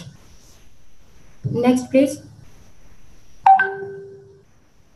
Next है integration. Integration deals with the horizontal relationship among the topics and themes from all knowledge domains. Integration refers to linking all types of knowledge and experiences contained within the curriculum plan. असल में integration में हम ये करते हैं कि जो separate subjects होते हैं उनको हम इंटीग्रेट करते हैं, इमर्ज करते हैं। लेकिन किस बेस पे हम इंटीग्रेट करते हैं, किस बेस पे हम इमर्ज करते हैं, हम देखते हैं कि जो सब्जेक्ट्स आपस में इंटर रिलेट करते हैं और को रिलेट करते हैं और उनका आपस में ताल्लुक है, उनको हम एक ही स्पेसिफिक एक ही कंटेंट में और एक ही कोर्स की फॉर्म में हम उसको इमर्ज कर देते हैं, इंटीग्रेट कर देते हैं। जैसे फॉर एग्जांपल अरिथमेटिक है या ज्योमेट्री है और अलजेब्रा वगैरह को हम बजाय कि उनको हम एज ए मिनी कोर्स या मतलब अलग अलग एक एक सब्जेक्ट पढ़ाएं, हम उसको मैथमेटिक्स में हम थोड़ा थोड़ा पोर्शन अरिथमेटिक का बताते हैं, ज्योमेट्री का बताते हैं, स्टैटिस्टिक्स का बताते हैं, अलजेब्रा का बताते हैं। तो इस तरह से हम कंटेंट को इंटीग्रेट करते हैं और इस तरह से कंटेंट से हम जो इंटर रिलेटेड होते हैं उनको रिलेट करके, मर्ज करके अननेसेसरी रिपीटेशन से अवॉइड कर सकते हैं। सेम इसी तरह से अगर हम इंग्लिश में बात करें या तो फोनिक्स है, हम रीडिंग स्किल और स्पेलिंग और राइटिंग स्किल्स का जब बताते हैं तो उनको हम अलग अलग एक सेपरेट सब्जेक्ट की फॉर्म में पढ़ाने के बजाय उनको एक ही सब्जेक्ट में इंटीग्रेट कर देते हैं ताकि नॉलेज गैप से बचा जा सके और उनको हर तरह का नॉलेज प्रोवाइड किया जा सके और अननेसेसरी रिपीटेशन से बचा जा सके। फिर इस ये फोनिक्स और रीडिंग स्किल्स वगैरह को हम एक ही सब्जेक्ट में, जैसे कम्युनिकेशन आर्ट्स का सब्जेक्ट है, उसमें ऐड करके इंटीग्रेट कर देंगे। समझ आइए। कुछ सालों पहले ऐसे था कि हम जैसे हमारे ही करिकुलम में मौशरत उलूम, हिस्ट्री, ये सब चीजें अलग अलग थी, लेकिन अब जो बच्चे पढ़ रहे हैं अब उनको एक ही बुक दे दी है हिस्ट्री की, उसमें ही वो लोग माशरत उलूम और हिस्ट्री वो इकट्ठी चीजें जो है वो सारी इंटीग्रेट कर रही हैं, उनको एक ही बुक में वो पढ़ाया जा रहा है। बिल्कुल, अभी मैं भी ये बता रही थी कि अब जो आया है कोर्स उसमें हिस्ट्री और जियोग्राफी दोनों ही एक ही में डाल दिए गए हैं, एक ही चैप्टर उसका रख दिया गया। बिल्कुल, इंटीग्रेशन यही है, सेपरेट सब्जेक्ट्स को हम आपस में मर्ज करते हैं लेकिन उन सेपरेट सब्जेक्ट्स को जो आपस में इंटररिलेट कर रहे हो, ऐसा नहीं है कि जो इंटररिलेट ही नहीं करते तो उनको हम इंटीग्रेट। और एक और बात कहना चाहूंगी, ये जो नेशनल करिकुलम आया है और ये जो आईवी है, इसमें यही है कि हम अपने जो सारे सब्जेक्ट्स है ना उनको हम इंटीग्रेट करते रहे। जैसे फॉर एग्जांपल मेरे स्कूल में अब ये चीज चल रही है कि अगर हमारा एक कोई मंथली टॉपिक है ना, तो उसको हम अपने इंग्लिश में भी लेके चलें, उसको हम उर्दू में भी लेके चलें, और उसको हम जनरल नॉलेज भी उनको बच्चों के बारे में उसकी वो नॉलेज दें हम। तो इस तरह से इंटीग्रेट भी कर रहे हैं ये कोर्सेज। इस तरह से हम डिफरेंट टाइप्स ऑफ नॉलेज जो है वो स्टूडेंट्स को लर्न करवा सकते हैं डिफरेंट सब्जेक्ट से जो रिलेटेड होता है। जी सायरा, बिल्कुल मैं यहाँ पे ऐड करना चाहूंगी कि ये इंटीग्रेशन या कुछ भी अगर ऐसा है ना जो हम पढ़े हैं, इंटर रिलेट करते हैं सब्जेक्ट, इनके बारे में आगे जब हम सब्जेक्ट डिजाइन पढ़ते हैं, करिकुलम डिजाइन पढ़ते हैं, तो उनमें बड़ा ब्रीफली इस चीज पर बात की गई है। नेक्स्ट है articulation. Articulation deals with vertical and horizontal interrelatedness of the various aspects of the curriculum। जो articulation है वो basically जो हमने अभी इसकी दो ऑर्गेनाइजेशन की बात की है, horizontal organization और vertical organization, उन दोनों को की interrelatedness के साथ ही डील कर रही होती है। The curriculum components occurring later in a program sequence relate to those occurring earlier। For instance, a teacher might design an algebra course so that it relates algebra concepts to key concepts presented in a geometry course। इसमें दो तरह की articulation है, क्योंकि हम इसमें vertical organisation की भी बात करेंगे, हॉरिजॉन्टल ऑर्गेनाइजेशन की भी बात करेंगे। वर्टिकल ऑर्गेनाइजेशन जो है, आर्टिकुलेशन जो है, उसमें कंटेंट की organization one grade level to another grade level की जाती है, ताकि स्टूडेंट को कॉम्प्लेक्स लर्निंग के लिए बेसिक नॉलेज प्रोवाइड किया जा सके। जैसे हमने पहले भी मैंने आपको एग्जांपल दी थी वो फैमिली की और कम्युनिटी के टॉपिक की, तो सेम इसी तरह से इसमें आर्टिकुलेशन में है। तो हम इसमें बेसिक नॉलेज पहले इंट्रोड्यूस करते हैं और हम ये इंश्योर करते हैं कि क्या बेसिक नॉलेज हमने पहले रखा है, उसको प्लेस किया, और जो कॉम्प्लेक्स नॉलेज है उसको हम बाद में सीक्वेंस देते हैं। हॉरिजॉन्टल आर्टिकुलेशन में सेम ग्रेड के इंटररिलेटेड टॉपिक्स को ब्लेंड किया जाता है। For example linking math content in science subject to balance equation. जैसे हम साइंस में या केमिस्ट्री का अगर हम सब्जेक्ट ले लें, तो केमिस्ट्री में ये है कि हम क्या करते हैं, उनकी इक्वेशन को बैलेंस करने के लिए हमें मैथ के फॉर्मूलाज की, उनकी क्वाड्रेटिक इक्वेशंस की हमें ज़रूरत पड़ती है। तो हम जब उसको बैलेंस कर रहे होते हैं तो हम मैथ का जो है वो वहाँ से कोर्स जो है वो कंटेंट यूज़ कर रहे होते हैं। नेक्स्ट करें प्लीज। बैलेंस जो है वो डील करता है डिफरेंट एस्पेक्ट ऑफ कंटेंट के साथ, लर्निंग एक्सपीरियंसेस के साथ और इंटेंडेड लर्निंग आउटकम्स के साथ करिकुलम के। हमारे एजुकेशन सिस्टम में आमतौर पर जो है वो कॉग्निटिव डोमेन पे ज़्यादा फोकस किया जाता है, लेकिन जो बैलेंस्ड करिकुलम है उसमें हमें कॉग्निटिव, अफेक्टिव एंड साइकोमोटर तीनों डोमेन्स को मद्देनजर रखना चाहिए। जैसे बैलेंस जो करिकुलम होता है उसमें बहुत ज़्यादा नॉलेज ओरिएंटेड, ना तो वो बहुत ज़्यादा नॉलेज ओरिएंटेड होता है, ना ही वो सोसाइटी सेंटर्ड होता है, ना ही वो ज़्यादा लर्नर सेंटर्ड होता है, बल्कि वो एक बैलेंस्ड करिकुलम होता है। और इसमें हम क्या करते हैं, फिलोसफिकल, साइकोलॉजिकल, जैसे सबसे पहले वो सादिया ने भी बात की थी, हम फिलोसफिकल एस्पेक्ट्स को भी देखेंगे, हम साइकोलॉजिकल को भी देखेंगे, सोशियोलॉजिकल और साइंटिफिक कंसिडरेशन, मतलब जो साइंस की बेस पे नॉलेज आ रहा है, फर्दर टाइम के साथ नॉलेज में इंक्रीज हो रहा है, तो हम उसको भी साथ साथ करिकुलम को बैलेंस करने के लिए, अपडेट करने के लिए हम उसको भी मद्देनजर रखेंगे। सो करिकुलम डिजाइनर को जब करिकुलम वो डिज़ाइन करते हैं तो उनको एक बैलेंस करिकुलम डिज़ाइन करना चाहिए, ताकि स्टूडेंट्स जो हैं वो वैरायटी ऑफ लर्निंग एक्सपीरियंसेस के थ्रू अपने तमाम तर जो है वो गोल्स को अचीव कर सके, पर्सनल उनकी डेवलपमेंट हो सके, सोशल हो सके, इंटेलेक्चुअल गोल्स को अचीव कर सके और उनकी ऑल राउंड डेवलपमेंट हो सके। इसके अलावा इसमें नेक्स्ट करिएगा, वाई आप बताएं कि ये क्यों ज़रूरी है, why it is important to balance the curriculum.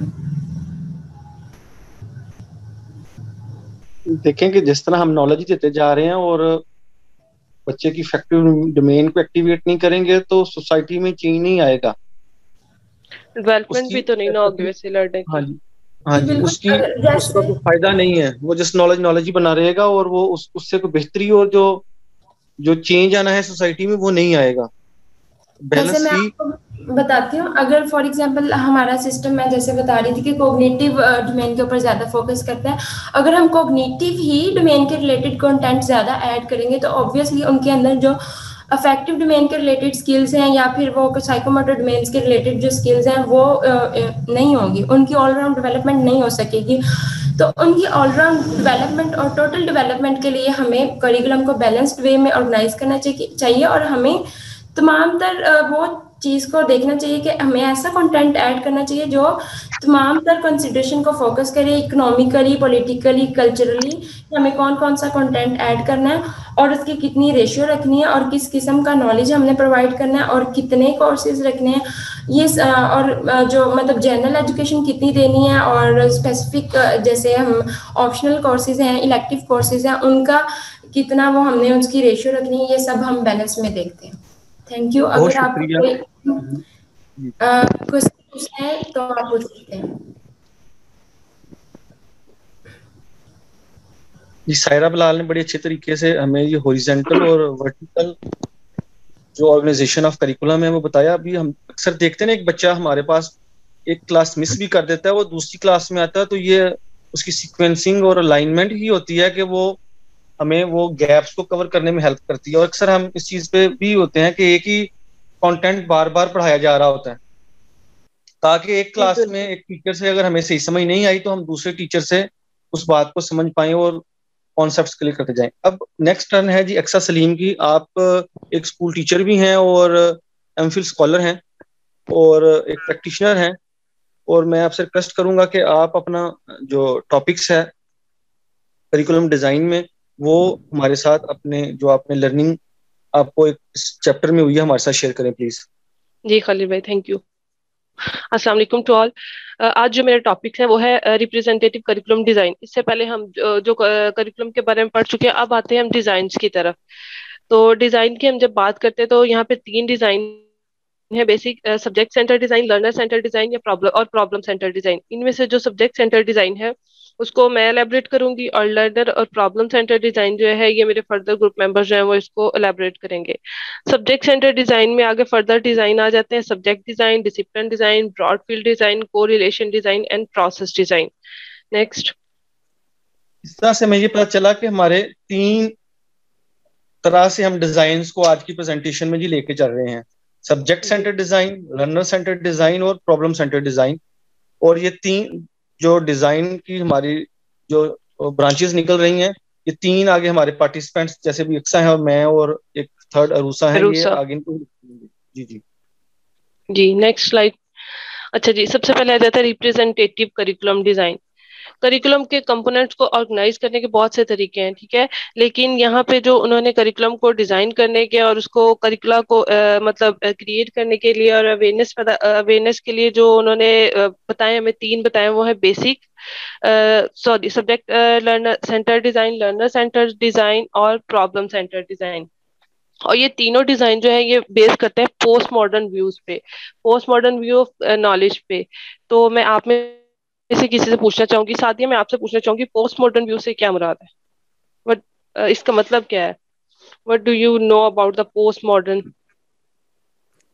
इसमें आई थिंक हम फोकस करते हैं, एम्फोसिस हमारा होता है रियलिटी, एक्सपीरियंसेस ऑफ रियलिटी के ऊपर। जी बिल्कुल।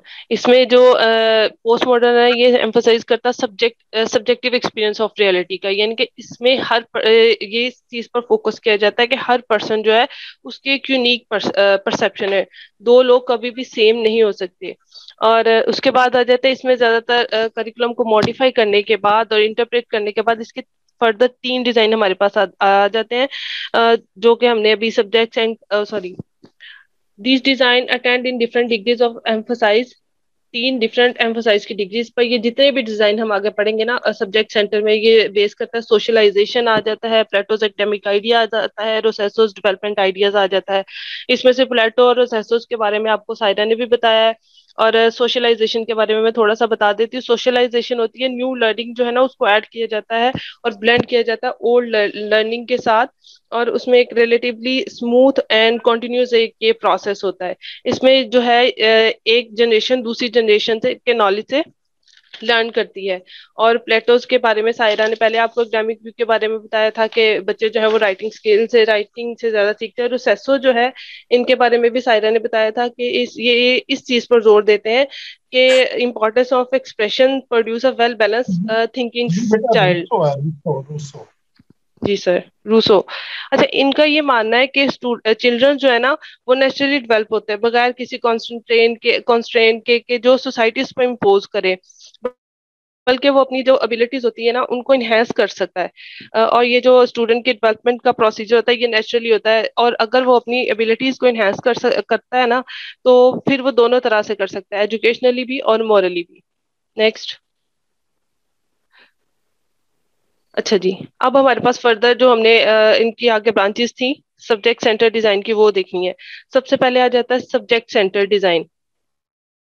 Subject center design are by far the most popular and widely used knowledge and content, as well accepted as integral part of the curriculum. This design draws heavily on Plato's academic ideas. Schools have a strong history of academic rationalism. Also, the material available for the school use reflect content organization.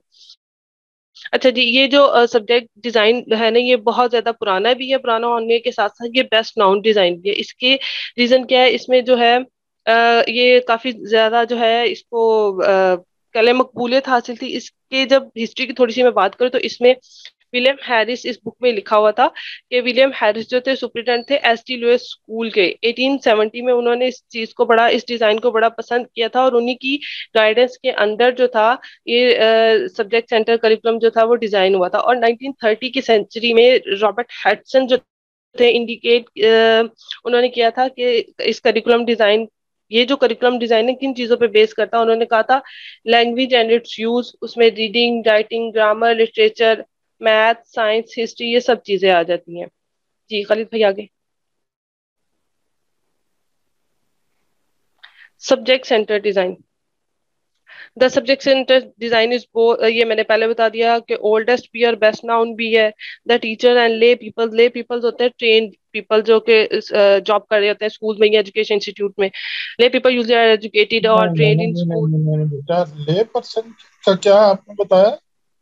Sir ये जो book में लिखा हुआ था ये लिखा हुआ था teachers and lay people are usually are educated और trained in school employing it.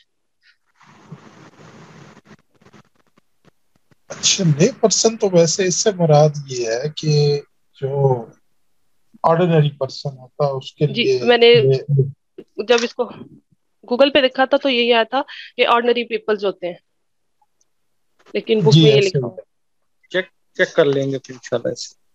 ठीक है सर। अच्छा जी, इसमें इस सब्जेक्ट डिजाइन में जो है हमारा नॉलेज जो है उसको डेवलप किया जाता है वेरियस सब्जेक्ट्स के थ्रू। In subject design the curriculum is organized according to the how essential knowledge has developed in various subject areas. इसमें ये देखा जाता है कि करिकुलम को किस तरह से ऑर्गेनाइज किया जाए और कौन सा एसेंशियल नॉलेज जो है उसको पहले रखा जाए। इसमें टेक्स्ट बुक जो है वो भी काफी ज्यादा मतलब उसको भी सर फहरिस्त रखा जाता है। और अगर इस पे हम क्रिटिक की बात करें तो इस पे क्रिटिक भी लोगों ने की है। इसमें ये कहा गया था कि इसमें इंडिविजुअलाइजेशन को डी एम्फसाइज किया गया है लर्नर को, यानी कि इसमें लर्नर को पैसिव रखा गया है। टीचर जो है वो turn the foster learner passively, neglect the student needs आ गया। मतलब स्टूडेंट की नीड्स को नहीं देखा गया इसमें, ओवरऑल बुक को या ओवरऑल करिकुलम को देखा गया है। उसके बाद ये है कि ये जो subject designer stress the content neglect the student need interest, इसमें स्टूडेंट की नीड के साथ साथ उसके इंटरेस्ट को भी देखा गया। In delivering such curriculum teacher and the foster to foster student passively, इसमें स्टूडेंट को पैसिव रखा गया है। टीचर जो है उसके लिए स्टूडेंट जो है उसकी नीड या स्टूडेंट जो है वो इतना एक्टिवली इस रोल प्ले नहीं कर रहा। नेक्स्ट। जी अक्सर बिल्कुल, ये सब्जेक्ट सेंटर डिजाइन में देखें ना हमारे पास मटेरियल भी बड़ा जबरदस्त आ जाता है। सम टाइम ई बुक्स भी हैं, तो ये अब देखें जितना अब हम पीडीएफ है हमारी ये सारी सब्जेक्ट सेंटर्ड ही है ना जी। इसमें यही तो कहा गया है कि कंटेंट जो है ना मीनिंगफुल कंटेंट होता है, लेकिन इसमें कहीं ना कहीं जाके तो लर्नर जो है ना उसको पैसिव कर दिया जाता है। कंटेंट हमारे पास बेशक मीनिंगफुल होता है लेकिन हर लर्नर जो है उसकी नीड्स के अकॉर्डिंग नहीं होता। जी बिल्कुल, यानी दोनों चीजें ही मैटर करती हैं, सब्जेक्ट भी मैटर कर रहा है और लर्नर भी कर रहा है, किसी एक को नहीं लेके हम बढ़ सकते आगे। जी खालिद भाई। Discipline design. The discipline design based on contents, inherent organization, student approach history as a historian would, and student investigate biological topic by following procedure used by the biologist. इसमें ये है कि स्टूडेंट जो है ना वो एनालाइज करता है और एनालाइज स्टूडेंट को एंगेज किया जाता है और एंगेज करने के बाद उसको उसमें ऐसी एबिलिटीज पैदा हो जाती है कि वो एनालाइज कर सके और एनालाइज करने के बाद वो जो है उसको कंक्लूड कर सके। इसमें ये एग्जांपल के तौर पे लिखा हुआ है कि अगर कोई स्टूडेंट जो है वो बायोलॉजिकल टॉपिक्स को पढ़ता है तो वो सारे उन प्रोसीजर को चूज करेगा जो एक बायोलॉजिस्ट जो है जिस तरह से अप्लाई करते हैं या यूज करते हैं। Discipline design force teacher teaching for intelligence, इसमें टीचर की टीचिंग जो है उसकी इंटेलिजेंस को लिया जाता है। This design encourage the student to see each discipline basic logic और structure the key relationship concept and principle. इसमें जो स्टूडेंट है इसमें उसको इनकरेज किया जाता है कि वो डिसिप्लिन को देखे। लाइक यहाँ जिस तरह से अगर हम एक सोसाइटी को देखते हैं, ठीक है, एक कम्युनिटी को देखते हैं, कम्युनिटी का पर्सन है और एक्सप्रेशंस हो गए ह्यूमन इमेजिनेशंस के, डोमेन हो गए, ट्रेडिशंस हमारे क्या है, इंक्वायरी का मोड क्या है, कॉन्सेप्चुअल स्ट्रक्चर क्या है, स्पेशलाइज्ड लैंग्वेज क्या है उस कम्युनिटी की, उसका हेरिटेज और लिटरेचर क्या है, ये सारी चीजों को देखते हुए अगर एक बंदा या एक स्टूडेंट जो कम्युनिटी के बारे में अगर कुछ नॉलेज ले रहा है तो इन सारी चीजों को साथ लेके चलता है। इसमें हम ये कह सकते हैं कि एक पूरे डिसिप्लिन के साथ जो है वो स्टूडेंट जो है वो इन सारी चीजों को लेके चलता है। नेक्स्ट। अच्छा, मैं इसमें थोड़ा सा इजाफा करूं, जो डिसिप्लिन डिजाइन है ना बेसिकली इसमें हमें थिंकिंग पे एम्फसाइज है, वेयर एज जहां हम सब्जेक्ट सेंटर्ड डिजाइन पे जाते हैं ना तो वहां वो एक हमने सर ने एक मूवी नहीं दिखाई थी, एक जग होता है तो वो उससे वो फिल कर रहे होते हैं उसका दिमाग, उधर जी एम्फसाइज खालिद भाई फीलिंग जी। पे है। वेयर एज जी खालिद। डिसिप्लिन डिजाइन में ना उसको हम अच्छा थिंकर बना रहे हैं कि थिंकिंग करे और जी बिल्कुल। यूटिलाइज करे जो उससे नॉलेज जनरेट किया है और उसकी अंडरस्टैंडिंग बढ़े। जी जी मैंने स्टार्ट में कहा ना इसमें स्टूडेंट को एंगेज किया जाता है और उसकी वो एबिलिटीज को भरा जाता है कि वो एनालाइज करे इन चीजों को और फिर खुद उसको कंक्लूड करे। ब्रॉड फील्ड, अच्छा आगे क्रिटिसिज्म भी हुआ डिसिप्लिन डिजाइन पे। इसको जो है वो खालिद भाई क्रिटिसिज्म वाली slide.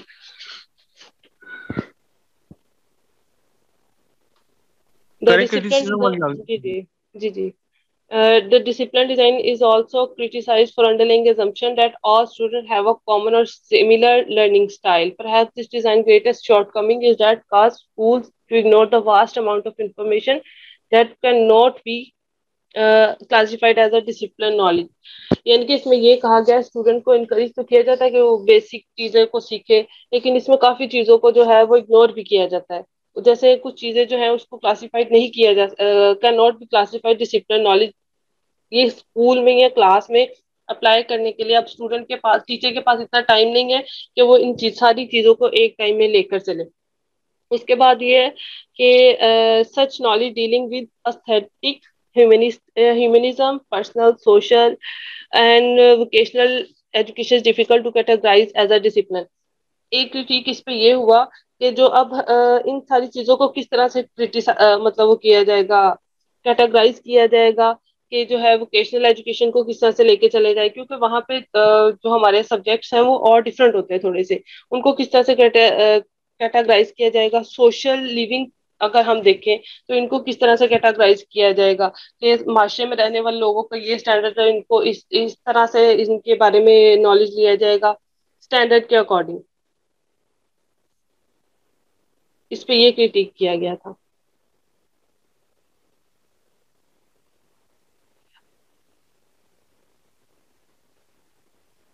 Broad field design, broad बिल्कुल फील्ड सही है डिजाइन। आपका, वो जो आपने क्रिटिसिज्म में ना बिल्कुल सही कह रही हैं कि जो हम सोशल लिविंग्स हैं, वोकेशनल है और इनको तो एस्थेटिक्स है, इसको तो वो ह्यूमनिज्म है, इसको किया जाना चाहिए। जी अभी हमारे पास टाइम की थोड़ी किल्लत है क्लास फेलोज, तो हम थोड़ा कोशिश कर रहे हैं इसको टाइमली जो है वो सम अप करने की। तो पार्टिसिपेशन आप लोग, मुझे उम्मीद है कि बहुत गौर से सुन रहे होंगे, और गौर से सुनना इसलिए भी शायद जरूरी है कि आपको 10 क्विजेस की मल्टीपल चॉइस क्विजेस जो होंगे उनके आंसर्स करने हैं और फौरन से आपके सामने रिजल्ट आ जाना है। तो आपको कुछ समझ ना आ रही हो तो आप हमसे भी पूछ सकते हैं, और टेक्स्ट भी आपके सामने है, इसको भी आप साथ साथ पढ़े होंगे मुझे उम्मीद है। जी प्लीज।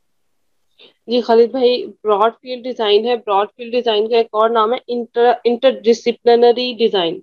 इसका ये मतलब, इंटरडिसिप्लिनरी डिजाइन को पहले मैं बता दूं कि relating to more than one branch of knowledge, यानी कि एक से ज्यादा ब्रांच जो नॉलेज की उसको इंटर रिलेट किया जाए तो उसको हम इंटरडिसिप्लिनरी डिजाइन कहते हैं। ब्रॉड फील्ड के नाम से जाहिर है कि इसमें थोड़ा सा कुछ ब्रॉड है। अच्छा जी, इसमें आ जाते हैं अनदर वेरिएशन ऑफ। एक मिनट में थोड़ा सा क्लियर कर दूं। बेटा, डिसिप्लिन जब हम कहेंगे तो ये एक ब्रांच ऑफ नॉलेज होगा। डिसिप्लिन जैसे आप कहें कि बायोलॉजी जो है एक डिसिप्लिन है, लेकिन अगर आप इंटरडिसिप्लिनरी कहें तो फिर इसको हम बायोकेमिस्ट्री कह लें, जिसमें दो डिफरेंट डिसिप्लिन जो है उन दोनों को मर्ज किया गया। इसी तरह साइकोलॉजी है तो अब तो ये उसकी सब ब्रांच बन चुकी है, लेकिन अगर सोशल या हम इस तरह से देख लेते हैं। जी सर, इसकी एग्जांपल एजुकेशन और सोशियोलॉजी को हम जब जोड़ते हैं तो सोशियोलॉजी ऑफ एजुकेशन बन जाती है। तो ये इंटरडिसिप्लिनरी डिजाइन, मतलब ये इंटरडिसिप्लिनरी एग्जाम्पल। आप फील ये आगे चल के देखेगी। जी आप क्या बताना चाहेंगी वो जरा? जी सर, मैं कह रही थी सर मैं भी पहले इंटीग्रेशन की बात की थी, सेम ये वही चीज है इंटरडिसिप्लिनरी। जब हम डिफरेंट इंटर रिलेटेड सब्जेक्ट्स को आपस में इंटीग्रेट करते हैं तो उन्हीं सब्जेक्ट्स को हम इंटरडिसिप्लिनरी सब्जेक्ट्स कहते हैं। ठीक है, सही है, उस तरह से। जी सायरा, जैसे मैंने भी इसमें एग्जांपल आप लोगों को बतानी थी कि जैसे हमारा ये ज्योग्राफी का, इकोनॉमिक्स का, पॉलिटिकल साइंस का, एंथ्रोपोलॉजी, सोशियोलॉजी और हिस्ट्री, अगर हम स्कूल लेवल पे ये देखें या कॉलेज लेवल पे, इन सारी चीजों को मर्ज करके हम सोशल स्टडीज में भी पढ़ा सकते हैं। हाँ बिल्कुल, बहुत अच्छी एग्जाम्पल लाइक जो इंटरडिसिप्लिनरी स्टडी की एक अच्छी एग्जाम्पल, जिसमें मल्टीपल हम डिसिप्लिन्स को कवर कर रहे हैं। ठीक है जी सर। छोटी क्लासों में हम साइंस पढ़ाते हैं ना, तो उसमें उसको देखें तो स्टेट में 3 कोर्स होते हैं, फिजिक्स, केमिस्ट्री, बायो। तो फिर जब 9th में जाते हैं वो 3 किताबें बन जाती हैं और 8th तक वो साइंस ही होती है। तो साइंस फिर जो है वो ब्रॉड फील्ड डिजाइन है एक तरह से। चलो इस तरह से भी कंसिडर किया सर। इस तरह से हम ले सकते हैं कि जो जैसे हमारे ये डिपार्टमेंट्स हैं, जैसे हमारा ये डिपार्टमेंट है ह्यूमैनिटी एंड सोशल साइंसेज, इससे रिलेटेड जितने भी सब्जेक्ट्स होते हैं, है तो ये एक डिपार्टमेंट, लेकिन अंदर जो है वो मल्टीपल सब्जेक्ट्स पढ़ाए जाते हैं जो कि उसी से ही रिलेट करते हो। सिंपल सी एग्जांपल। सही है, सही है, ठीक है, आगे चलते हैं। लेकिन सोशल स्टडीज बहुत अच्छी एग्जांपल थी, उसको जरा ज़हन में ही रखें, खासतौर से करिकुलम के डिजाइनिंग में सोशल स्टडीज एक अच्छी एग्जांपल। जी सर, सही। उसके बाद है कि the idea for the broad field design was both bold and simple. इसमें सिंपल भी है कि आप उसमें से जो आपका एसेंशियल नॉलेज है आप उसको चूज कर लेते हो, और बोल्ड भी है कि इसमें सारे सब्जेक्ट्स को आप ऐड कर लेते हो। इसको काफी लोगों ने पसंद भी किया, और इस चीज को मतलब essential educator could simply mould, यहाँ पे ओ आना था, 2 और मोर रिलेटेड सब्जेक्ट्स। स्टार्टिंग में 2 या इससे ज्यादा सब्जेक्ट्स लिए गए थे। Well noun in school into the single broader field of study. इसमें यह है कि जो स्टार्टिंग में जब इसको लिया गया था तो बहुत ही जो सिंपली तरीके से 2 या 2 से ज्यादा सब्जेक्ट्स को इसमें ऐड किया गया था। खालिद भाई नेक्स्ट।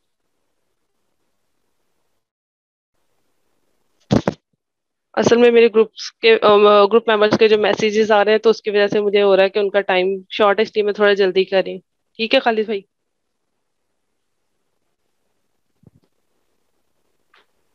अच्छा जी, आगे है कोरिलेशन डिजाइन। कोरिलेशन डिजाइन जो है this come from the correlated curriculum design that links separate subjects design into order to reduce fragmentation. Subjects related to one another but each subject maintain identity. अभी हमने पढ़ा, इससे पहले जो पढ़ा था वो था ब्रॉड फील्ड डिजाइन। उसमें भी हमने पढ़ा कि सब्जेक्ट्स को हम इकट्ठा करके करिकुलम डिजाइन करते हैं। इसमें भी हम सब्जेक्ट्स को इकट्ठा करके करिकुलम डिजाइन करते हैं, बट इसमें क्या है, ईच सब्जेक्ट जो है ना वो अपनी आइडेंटिटी जो है वो उसको मेंटेन रखता है। कोई भी सब्जेक्ट जब एक दूसरे में मर्ज नहीं होता। It's sometimes called a holistic curriculum because it draw around the theme and integration. Integration के बारे में पहले भी बहुत ब्रॉडली बात हो चुकी है. In 1950 and 1960, many found the notion for correlation design attractive. 1950 से 1960 के दरमियान इसे बड़ा अट्रैक्टिव डिजाइन कहा गया था. Currently few teachers use correlation design. अब बहुत कम टीचर जो है वो इसको यूज करते हैं because it required that they plan their lesson cooperatively. क्योंकि उनको अपना लेसन जो है ना वो उसको देखते हुए डिजाइन करना था. एक कोरिलेशन के बारे में ये कहा जाता है कि ये एक ऐसा डिजाइन है जिसमें लाइक अगर हम बात करें सेकेंडरी लेवल की तो उसमें ये है कि इंग्लिश लिटरेचर और स्टोरी बुक, ठीक है, इनको अगर हम कंबाइन कर दे तो वो को रिलेशन हो जाता है. इसमें इंग्लिश लिटरेचर भी है और इंग्लिश स्टोरी बुक भी है. इंग्लिश ही है लेकिन इंग्लिश के डिफरेंट आगे पार्ट्स आ जाते हैं. उसके बाद ये कि एक टीचर जो है अगर वो हिस्ट्री पढ़ा रहा है स्टूडेंट्स को तो फिर वो उसी लेक्चर के दौरान जो है ना हिस्ट्री में उनको नॉवल भी पढ़ा सकता है. कोई सियासी नॉवल, सोशल नॉवल, जिस तरह से पॉलिटिकल नॉवल हो सकते हैं. तो वो इस तरह से उन्हें हिस्ट्री भी देता है. और लेकिन ये एक बड़ा टाइम कंज्यूमिंग है क्योंकि इसमें बहुत ज्यादा टाइम लग जाता है. उसके बाद आ जाता है नेक्स्ट प्रोसेस डिजाइन. हाँ जी बिल्कुल. जब हम प्राइमरी लेवल पे होते हैं तो टीचर्स तो बेचारे पहले ही ओवरलोडेड हैं, और अगर हम यूनिवर्सिटी लेवल पे जाएं तो डिपार्टमेंट्स हैं और उधर ये मैनेज करना कि कोरिलेट करें हम मुश्किल है. जी प्लीज ऐसा ही है, आगे करें. जी, प्रोसेस डिजाइन जो इसमें एम्फोसाइज किया जाता है कि स्टूडेंट एनालाइज करे रियलिटी को और create framework by which to arrange drive knowledge. और फिर एक फ्रेमवर्क उसको अरेंज करें जो उसने नॉलेज गेन किया होता है. प्रोसेस डिजाइन का जो फोकस होता है on teaching for intelligence and on development of intellectual character. इसमें टीचिंग पर फोकस होता है फॉर इंटेलिजेंस के लिए और डेवलपमेंट के लिए इंटेलेक्चुअल का जो करेक्टर है उस पर. Attention is often given to the procedure and process by which individual obtain knowledge. अच्छा, इसमें क्या है कि जो है attention is often given to the procedure and process by which individual knowledge. इसमें जो प्रोसीजर है जिसके थ्रू जो इंडिविजुअल है वो नॉलेज ऑब्टेन कर रहा है उस पर देखा फोकस होता है. Student studying biology learn method how to deal biology with biological knowledge. in history class learn the way of historiography. इसमें अगर जैसे हमने पहले भी पढ़ा कि अगर स्टूडेंट बायोलॉजी पढ़ा है तो एक बायोलॉजिस्ट की तरह सारे उस प्रोसेस को लेके चलेगा. डिसिप्लिन डिजाइन में हमने पढ़ा था, इसमें भी कुछ इस तरह से होता है. And student investigate anthropology learn ethnographic procedure appropriate for studying culture and society. और उस कल्चर और सोसाइटी के बारे में डिस्कस करने के लिए उसको एज अ एंथ्रोग्राफर की तरह सोचना पड़ेगा. और अब post modern process design curriculum has student do more than simply analyse their conclusion. इसमें पोस्ट मॉडर्न व्यू की बात आ जाती है कि जिस तरह से स्टूडेंट जो है वो अपनी लर्निंग से खुद मतलब करते हैं, सीखते हैं. स्टूडेंट जो है वो उसको एनालाइज करेगा और उसको कंक्लूड करेगा. Thank you. नेक्स्ट जो प्रेजेंटर है वो रूसा है, खालिद भाई. जी बहुत शुक्रिया जी. आपने बड़े अच्छे तरीके से जो करिकुलम के 3 अप्रोचेस सब्जेक्ट सेंटर्ड डिजाइन पे बात की है, और देन हम अब फर्दर बात करेंगे लर्नर सेंटर्ड डिजाइन और प्रॉब्लम सेंटर्ड डिजाइन के ऊपर. इसके बाद जी मेरा नाम खालिद परवेज है और मैं ज़का पब्लिक स्कूल में एज ए प्रिंसिपल सर्व कर रहा हूँ और आपके साथ एमफिल की क्लास पढ़ रहा हूँ.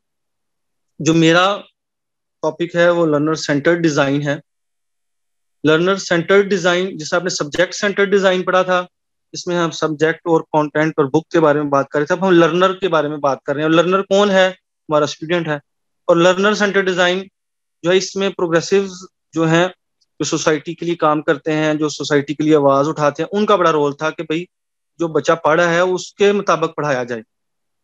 और जो लर्नर सेंटर्ड डिजाइन होता है ना जी, ये नॉर्मली हम देखें तो बहुत फ्रीक्वेंटली यूज हो रहा होता है प्री प्राइमरी और प्राइमरी स्कूल्स में. हम देखते हैं कि वहाँ 2-2 टीचर्स होती हैं और एक बच्चे को वो क्या करते हैं जी के रेत के अंदर अलीफ और बेस खा रही होती हैं. लर्नर के ऊपर लर्नर को एक को लेके हम वो एक्टिविटीज करवा रहे होते हैं, जो EPLs वगैरह हैं. तो टीचर इसमें क्या करता है जी, वो अपॉर्चुनिटीज प्रोवाइड करता है, एक एनवायरनमेंट पैदा करता है और स्टूडेंट अपने एक्सपीरियंसेस को क्राफ्ट करता है, डेवलप करता है उस एनवायरनमेंट से. तो लर्नर सेंटर डिजाइन जो है ये बेसिकली ज्यादा जो इसकी यूज है वो प्री और प्राइमरी स्कूल्स में है. अब अगर हम लर्नर सेंटर्ड डिजाइन को देखें तो इसमें हम फर्दर देखेंगे कि ये child centred design, experience centred design, romantic और रेडिकल डिजाइन और ह्यूमनिस्टिक डिजाइन, तो इसमें 4 फर्दर इसके जो एक नोशंस हैं या जो इसके इम्प्लीमेंटेशन डिजाइन है, वो कैसे हम लर्नर सेंटर्ड डिजाइन को हमने फर्दर डिवाइड कर लिया है समझने की खातिर के चाइल्ड सेंटर्ड डिजाइन इसमें क्या है जी, वो देखते हैं। चाइल्ड सेंटर्ड डिजाइन समझने से पहले ना, ये जो मैंने एक फोटो आपके सामने पेश की है जॉन डेवी की, इसको आप ने इन पे जो काम किया है वो बेसिकली हमारा चाइल्ड सेंटर्ड डिजाइन पे ही है। तो जॉन डेवी का जो कॉन्सेप्ट था ना जी, लर्निंग बाय डूइंग, ये चाइल्ड सेंटर्ड डिजाइन के बड़ा वो ही एक उसी तरफ ही हमें लेके जाता है। और चाइल्ड सेंटर्ड डिजाइन में देखें, student must be active in their learning environment. अब जैसे अभी सर भी देखें तो बड़ा एक जबरदस्त इंसिडेंट हुआ। एक दिन मैंने गोहर को कॉल की तो कहता है, गोहर ने मुझे रिप्लाई किया, भाई अभी फोन बंद कर दें सर, यार किसी टाइम भी पूछ लेते होते हैं, तो ऐसा ना हो कि मैं रिस्पॉन्ड ना कर सकूं। तो वो क्या वजह थी, एक्टिवली हमें पार्टिसिपेट कराया जा रहा होता है, ये नहीं है कि हम खुद ही भूल जाएं। इवन मेरा अपनी एक स्टोरी है कि इंटरनेशनल एक ट्रेनिंग थी तो उसमें मैं सो गया था, मुझे समझ ही कुछ नहीं आ रही, तो वीडियो ऑन थी। तो बात यह है कि चाइल्ड सेंटर्ड जब एक्टिव होगा तो उसकी लर्निंग बढ़ेगी। और जॉन डोवी का जो कॉन्सेप्ट है वो भी यही है, लर्निंग बाय डूइंग, कि आप किसी पे इम्पोज नहीं कर सकते पढ़ाई के, उसे कैदखाने में डाल दें जैसे हमने दरवाजे जेल की तरह बंद किए होते हैं और हम सोटी पकड़ के खड़े होते हैं, अभी सारे मेरे पीछे पढ़ो, तो बच्चा का वो दरवाजा बंद हो जाता है, वो एक्सेप्ट नहीं करता।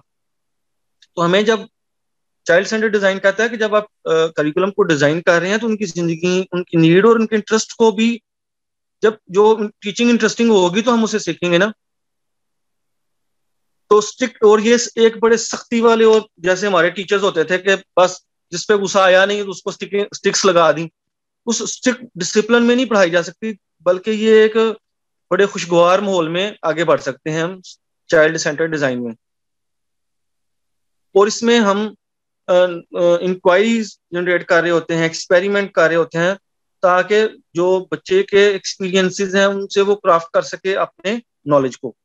अभी हम देख रहे हैं जी लर्नर सेंटर डिजाइन, और मैंने आपको उसमें चाइल्ड सेंटर डिजाइन बताया।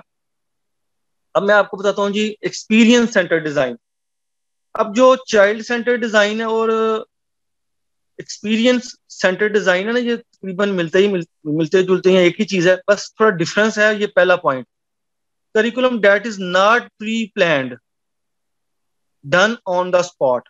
आप बच्चे को पढ़ा रहे हैं और आप उनको ऑब्जर्व कर रहे हैं कि ये, और साथ साथ ही ऑन द स्पॉट ही उनको आप फोकस कर रहे हैं और उनकी नीड्स को कैटर कर रहे हैं। और यहाँ जो एक्सपीरियंस सेंटर डिजाइन है, इसमें सेकंड पॉइंट बड़ा इंपॉर्टेंट है कि जी child's needs and interest can not be anticipated. यानी जैसे अब अभी अगले वीक में बारिश होनी है तो हम वो हवाएं या नमी का तनासब देख के कह देते हैं जी बड़ी सख्त बारिशें होंगी, तो हम फोरकास्ट कर लेते हैं, हम बच्चों की नीड्स को फोरकास्ट नहीं कर पाते। तो एक्सपीरियंस सेंटर डिजाइन में ये कहा जाता है कि हमें ऑन द स्पॉट ही समझाना है और देखना है चीजों को। और कई दफा हम ऐसा भी देखते हैं कि बच्चे अपनी लर्निंग्स खुद भी डिजाइन करना चाहते हैं, वो चाहते हैं कि हमें इस तरह से पढ़ाया जाए, क्योंकि हम देखते हैं कि बच्चों में बहुत ज्यादा डाइवर्सिटी है, हर बच्चा दूसरे बच्चे से बिल्कुल मुख्तलिफ है। अब इसमें टीचर क्या कर सकता है, टीचर उनके लिए एक पोटेंशियल इन्वायरमेंट एक्सपीरियंसेस के लिए पैदा करता है। और इसमें हमारा एम्फेसिस इस बात पे नहीं होता कि हम जो है वो टीचिंग करते रहें, बल्कि हमारा एम्फेसिस लर्निंग पे होता है। और ये हमारे एजुकेशन सिस्टम में एक बहुत बड़ा फ्लॉ है कि हमारा टीचर ये कहता है मेरा लेसन प्लान कंप्लीट हो जाए, आया किसी को नहीं आया, मेरी हेड कहेगी तो मैं कहूंगा मैंने इस सफ़े से इस सफ़े तक पढ़ा दिया। और अगर हम एक्सपीरियंस सेंटर्ड डिजाइन अगर अपने करिकुलम को लेके चलेंगे तो फिर हम इस चीज को छोड़ देंगे कि सफ़े क्या है। हम ये देखेंगे कि प्लस के सवाल था, 2 पेंसिलें मैंने दाएं हाथ में पकड़ाई, 2 बाएं में पकड़ाई, तो मैं बोलूं कि कुल कितनी पेंसिलें हैं, वो के 4 है, ना कि मैं बोर्ड पे 2 लिखूं, प्लस का साइन नीचे 2 इज इक्वल टू 4, उसे कुछ पता नहीं है एडिशन क्या है। तो एक्सपीरियंस सेंटर डिजाइन इस तरह से है। फिर आ जाता है जी हमारा रोमांटिक और रेडिकल डिजाइन। ये डिजाइन ऐसा जो रेडिकल होते हैं, जिसे बाएं बाजू के पे लेके चलते हैं जी, जो सोसाइटी में इंस्टेंट चेंज की तरफ बात करते हैं। रेडिकल डिजाइन हम देखेंगे, learning is reflective, it is not externally imposed by someone in power. क्योंकि हम लर्नर सेंटर्ड डिजाइन पढ़ रहे हैं और लर्नर सेंटर्ड डिजाइन में हमारा सारा फोकस स्टूडेंट पे है, तो हम ये देख रहे हैं कि हम उसको इम्पोज नहीं कर सकते किसी पावर पे कि भी तुम ये पढ़ो। तो जो रेडिकल व्यू सोसाइटी है deeply flawed and believe that school used curriculum to control and indoctrine, not educate or emancipate, means के हम उनको रैशनल चीजों से हटके उनको कंट्रोल कर रहे हैं, उनको किसी चीज की वजह क्या है, यानी जो उसकी रीजन और रूट काजेज क्या है वो हमें बतानी चाहिए बच्चों को, ताकि वो सोसाइटी में जब डिलीवर करने के लिए जाएं तो उनको उनके लॉजिक्स का पता हो।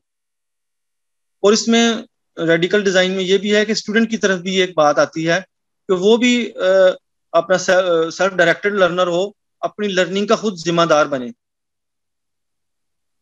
इसके बाद ह्यूमनिस्टिक डिजाइन है, इस पे जो एम्फोसिस है वो हमारा डिसिप्लिन पे है, और हमने इसमें एक ऐसा स्टूडेंट पैदा करना है, एक ऐसा शख्सियत बनानी है जिसमें वो लाइक जो जो जो वो एक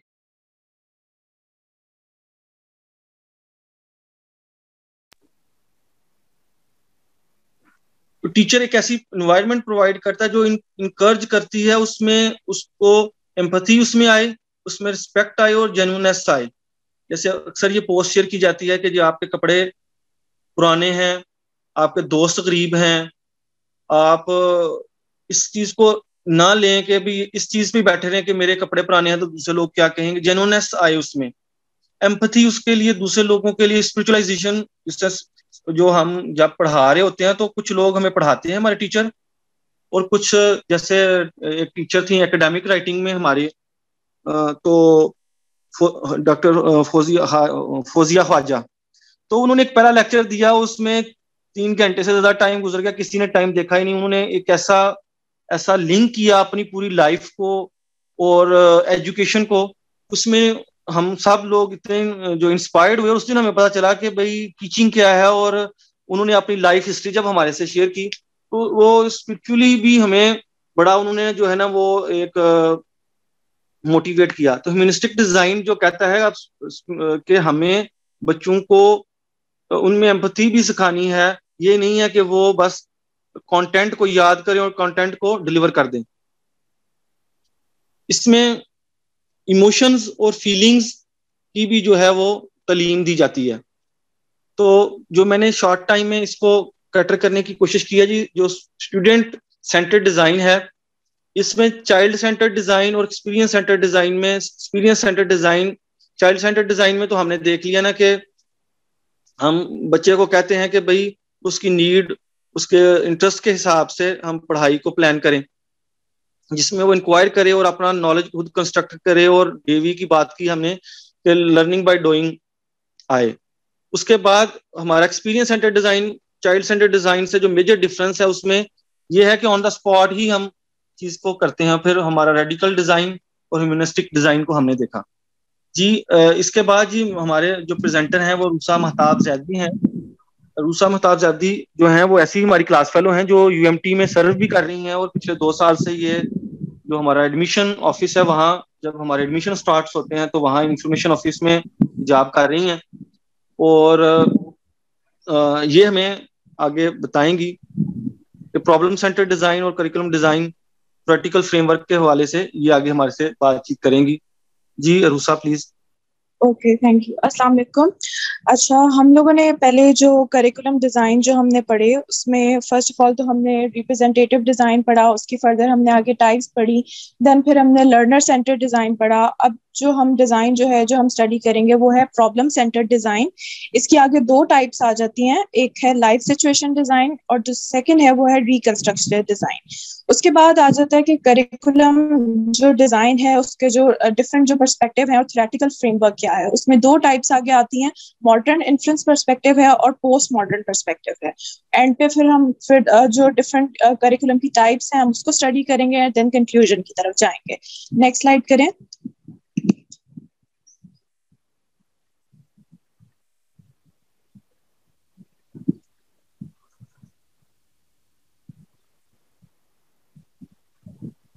खालिद भाई नेक्स्ट स्लाइड।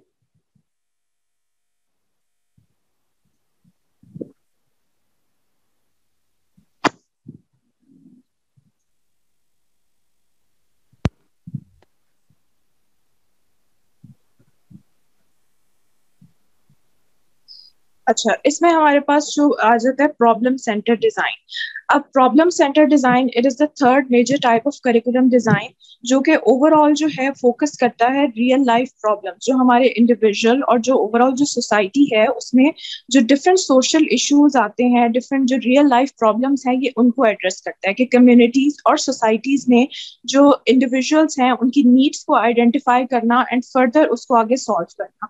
फॉर एग्जाम्पल जिस तरह हम लोग रिसर्च जब करते हैं तो रिसर्च में हम जो हमारे रियल लाइफ में जो इश्यूज आते हैं, जो प्रॉब्लम्स आते हैं, हम उसको फर्दर एक टॉपिक को सिलेक्ट करते हैं और आगे हम फर्दर उस पर हम जो है वो रिसर्च करते हैं, उसमें हम देखते हैं कि इस जो प्रॉब्लम है इसमें क्या क्या फाइंडिंग्स आ सकती हैं। सो ओवरऑल जो प्रॉब्लम सेंटर डिजाइन है it overall focuses on the real life situations and how we can bring change in our society. जैसे कि हमारी सोसाइटी में डिफरेंट प्रॉब्लम्स हैं कि लैक ऑफ एजुकेशन है, बच्चे जो हैं वो स्कूल नहीं जाते, इस तरह के जो इश्यूज हैं उनको करिकुलम में एड्रेस करना कि फर्दर आगे फ्यूचर में हम इसको किस तरीके से हम सॉल्व कर सकते हैं। इसके बाद हमारी आगे इसकी 2 टाइप्स आ जाती हैं। Number 1 is life situation design and the second is reconstruction design. अच्छा, लाइफ सिचुएशन डिजाइन में आ जाए। अच्छा, लाइफ सिचुएशन डिजाइन जो है it overall focuses on the real life situations and the real life problems, कि जब हम इस तरीके का करिकुलम बना रहे हैं, ऐसा करिकुलम बना रहे हैं जिसमें हम जो रियल लाइफ में जो प्रॉब्लम्स आती हैं, जो इश्यूज आते हैं, हम करिकुलम जब डिजाइन कर रहे हैं हम उसमें ये चीजें ऐड करते हैं, तो एट द एंड जब बच्चे जो हैं वो बड़े होंगे तो उनको पता लगेगा कि ये जो रियल लाइफ इश्यूज जो हैं, जो प्रॉब्लम्स हैं, इनको हम किस तरीके से एड्रेस करते हैं, हम इनको किस तरीके से अप्लाई कर सकते हैं प्रैक्टिकली। उसके बाद आ जाता है कि जब एजुकेटर्स हैं और जो टीचर्स हैं वो मतलब जब ऐसा करिकुलम बना रहे हैं तो हम किस वे से हम सोसाइटी में चेंज ला सकते हैं, कि फर्स्ट ऑफ ऑल अगर कोई भी प्रॉब्लम है तो उसको एनालाइज करना और फर्दर उस प्रॉब्लम को सॉल्व करना। सो ऐसा कंटेंट जो है स्टूडेंट्स को पढ़ाया जाए जो कि फ्यूचर में जो डिफरेंट प्रॉब्लम्स हैं उनको एड्रेस किया जाए। फॉर एग्जाम्पल हमारी जो है एजुकेशन पॉलिसीज जो है, अगर हमने उसमें इम्प्रूवमेंट लेकर आनी है तो हम बच्चों को ये चीजें सिखाएंगे कि which type of educational policies जो हैं can be design in future. इसके अलावा how we can fight against global warming, ये भी इसकी एक एग्जाम्पल हो सकती है। हम ओवरऑल पॉलिटिकल, इकोनॉमिकल और मिलिट्री सिस्टम जो है उसमें हम किस तरीके से इंटेग्रिटी ला सकते हैं। सो इस तरह के करिकुलम के through students can be able to deal with the real life situations in the future. अब इसमें यह है कि जब हम क्लासरूम में ऐसा जो करिकुलम है जब हम उसको इम्प्लीमेंट कर रहे हैं तो स्टूडेंट्स जो हैं उसमें उनमें क्रिएटिविटी आएगी कि फर्स्ट ऑफ ऑल तो वो रियल लाइफ सिचुएशंस जो हैं उसको किस तरीके से वो प्रैक्टिकली जो है उसको अप्लाई करेंगे। फर्दर जो है उनमें इनोवेशन आएगी कि वो चेंज को एक्सेप्ट करेंगे। और इसके अलावा जो है वो कोलैबोरेशन जो है उसको क्लासरूम में प्रमोट किया जाएगा कि जो रियल लाइफ प्रॉब्लम्स उनको एड्रेस किया जा रहा है उसमें जो सिंगल बच्चा काम नहीं कर रहा होगा, but it is the collective responsibility of all the individual. Next आ जाए। उसके बाद आ जाता है reconstruction design. This concept was given by John Dewey and it is the most liberal philosophy and the school of thought. क्यों? Because reconstruction design जो है ये ओवरऑल जो है वो इनोवेशन पे फोकस करता है कि हम overall how we can bring change in our society. Overall हम सोसाइटी में जो डिफरेंट प्रॉब्लम्स हैं उनको एड्रेस करके हम सोसाइटी में कैसे इम्प्रूवमेंट ला सकते हैं। And it overall addresses the social, economical और जो पॉलिटिकल इश्यूज हैं कि जिन प्रॉब्लम्स को एड्रेस किया जाता है और उनको फर्दर आगे सॉल्व किया जाता है। ये जो डिजाइन है ये ट्रायल एंड एरर जो है उसको फॉलो करता है कि हम कॉन्टिन्यूसली जो अपनी मिस्टेक्स आ रही हैं उससे हम सीखते हैं, how we can bring reforms in our society, और वो एंड सच रिफॉर्म्स जो कि ओवरऑल जो सोसाइटी के लोग हैं उनको आपस में कनेक्ट करता है।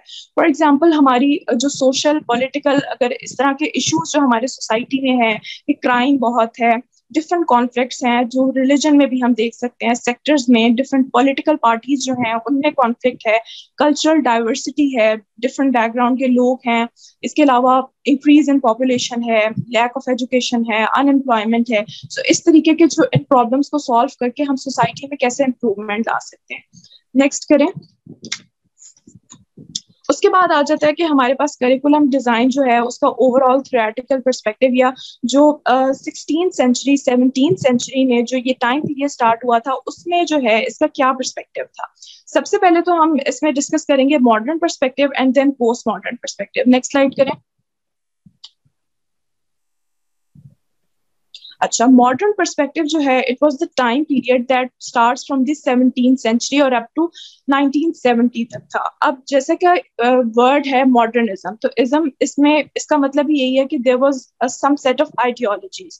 सो ये एक मॉडर्निस्टिक टाइम पीरियड था जो कि ऑब्जेक्टिविटी पे बेस करता है कि फॉर एग्जांपल कि अगर हमने कोई भी किसी चीज को हमने स्टडी किया है, हमने साइंटिफिकली जो एक्सपर्ट्स हैं उन्होंने अगर कोई भी चीज उन्होंने आइडेंटिफाई करनी है, उन्होंने कुछ स्टडी किया है कुछ फैक्ट्स के थ्रू, ऑब्जर्वेशन के थ्रू, तो वो ये कहते हैं कि जो हमने चीज स्टडी की है वो चीज जो है वो एब्सोल्यूट ट्रुथ है, वो यूनिवर्सल ट्रुथ है और वो सब जो है उस चीज को मानेंगे और उसको हम ऐसा कह सकते हैं कि वो एक यूनिवर्सल प्रिंसिपल है। सो ये मॉडर्निस्टिक जो पर्सपेक्टिव था उसका ये अजम्पशन था। फॉर एग्जाम्पल हम इसकी करिकुलम से रिलेटेड हम एक एग्जाम्पल लेंगे। इसमें यह है कि करिकुलम जो है उसमें डिफरेंट पार्ट्स होते हैं कि उसमें होता है ऑब्जेक्टिव्स होते हैं, कंटेंट होता है, एक्सपीरियंस होता है, एवेल्यूएशन होता है। अब मॉडर्न पर्सपेक्टिव जो है वो ये कहता है कि ये चीजें जो हैं these things can be identified, these things can be manipulated and we can measure it. और इसमें हम जो है with least amount of effort जो है हम इस हर चीज को मेजर कर सकते हैं, इसमें हम फर्दर चेंजेस नहीं कर सकते। ठीक है, अब आगे आ जाते हैं पोस्ट मॉडर्न पर्सपेक्टिव की तरफ। पोस्ट मॉडर्न पर्सपेक्टिव जो है वो ये कहता है कि जो है हम वो सब्जेक्टिविटी पे बेस करता है कि कोई भी यूनिवर्सल प्रिंसिपल नहीं होता। जिस तरह मॉडर्न पर्सपेक्टिव कह रहा था कि हम जो है with least amount of effort अगर हम कोई चीज फाइंड करते हैं तो वो एब्सोल्यूट ट्रुथ है और वो सब मानेंगे।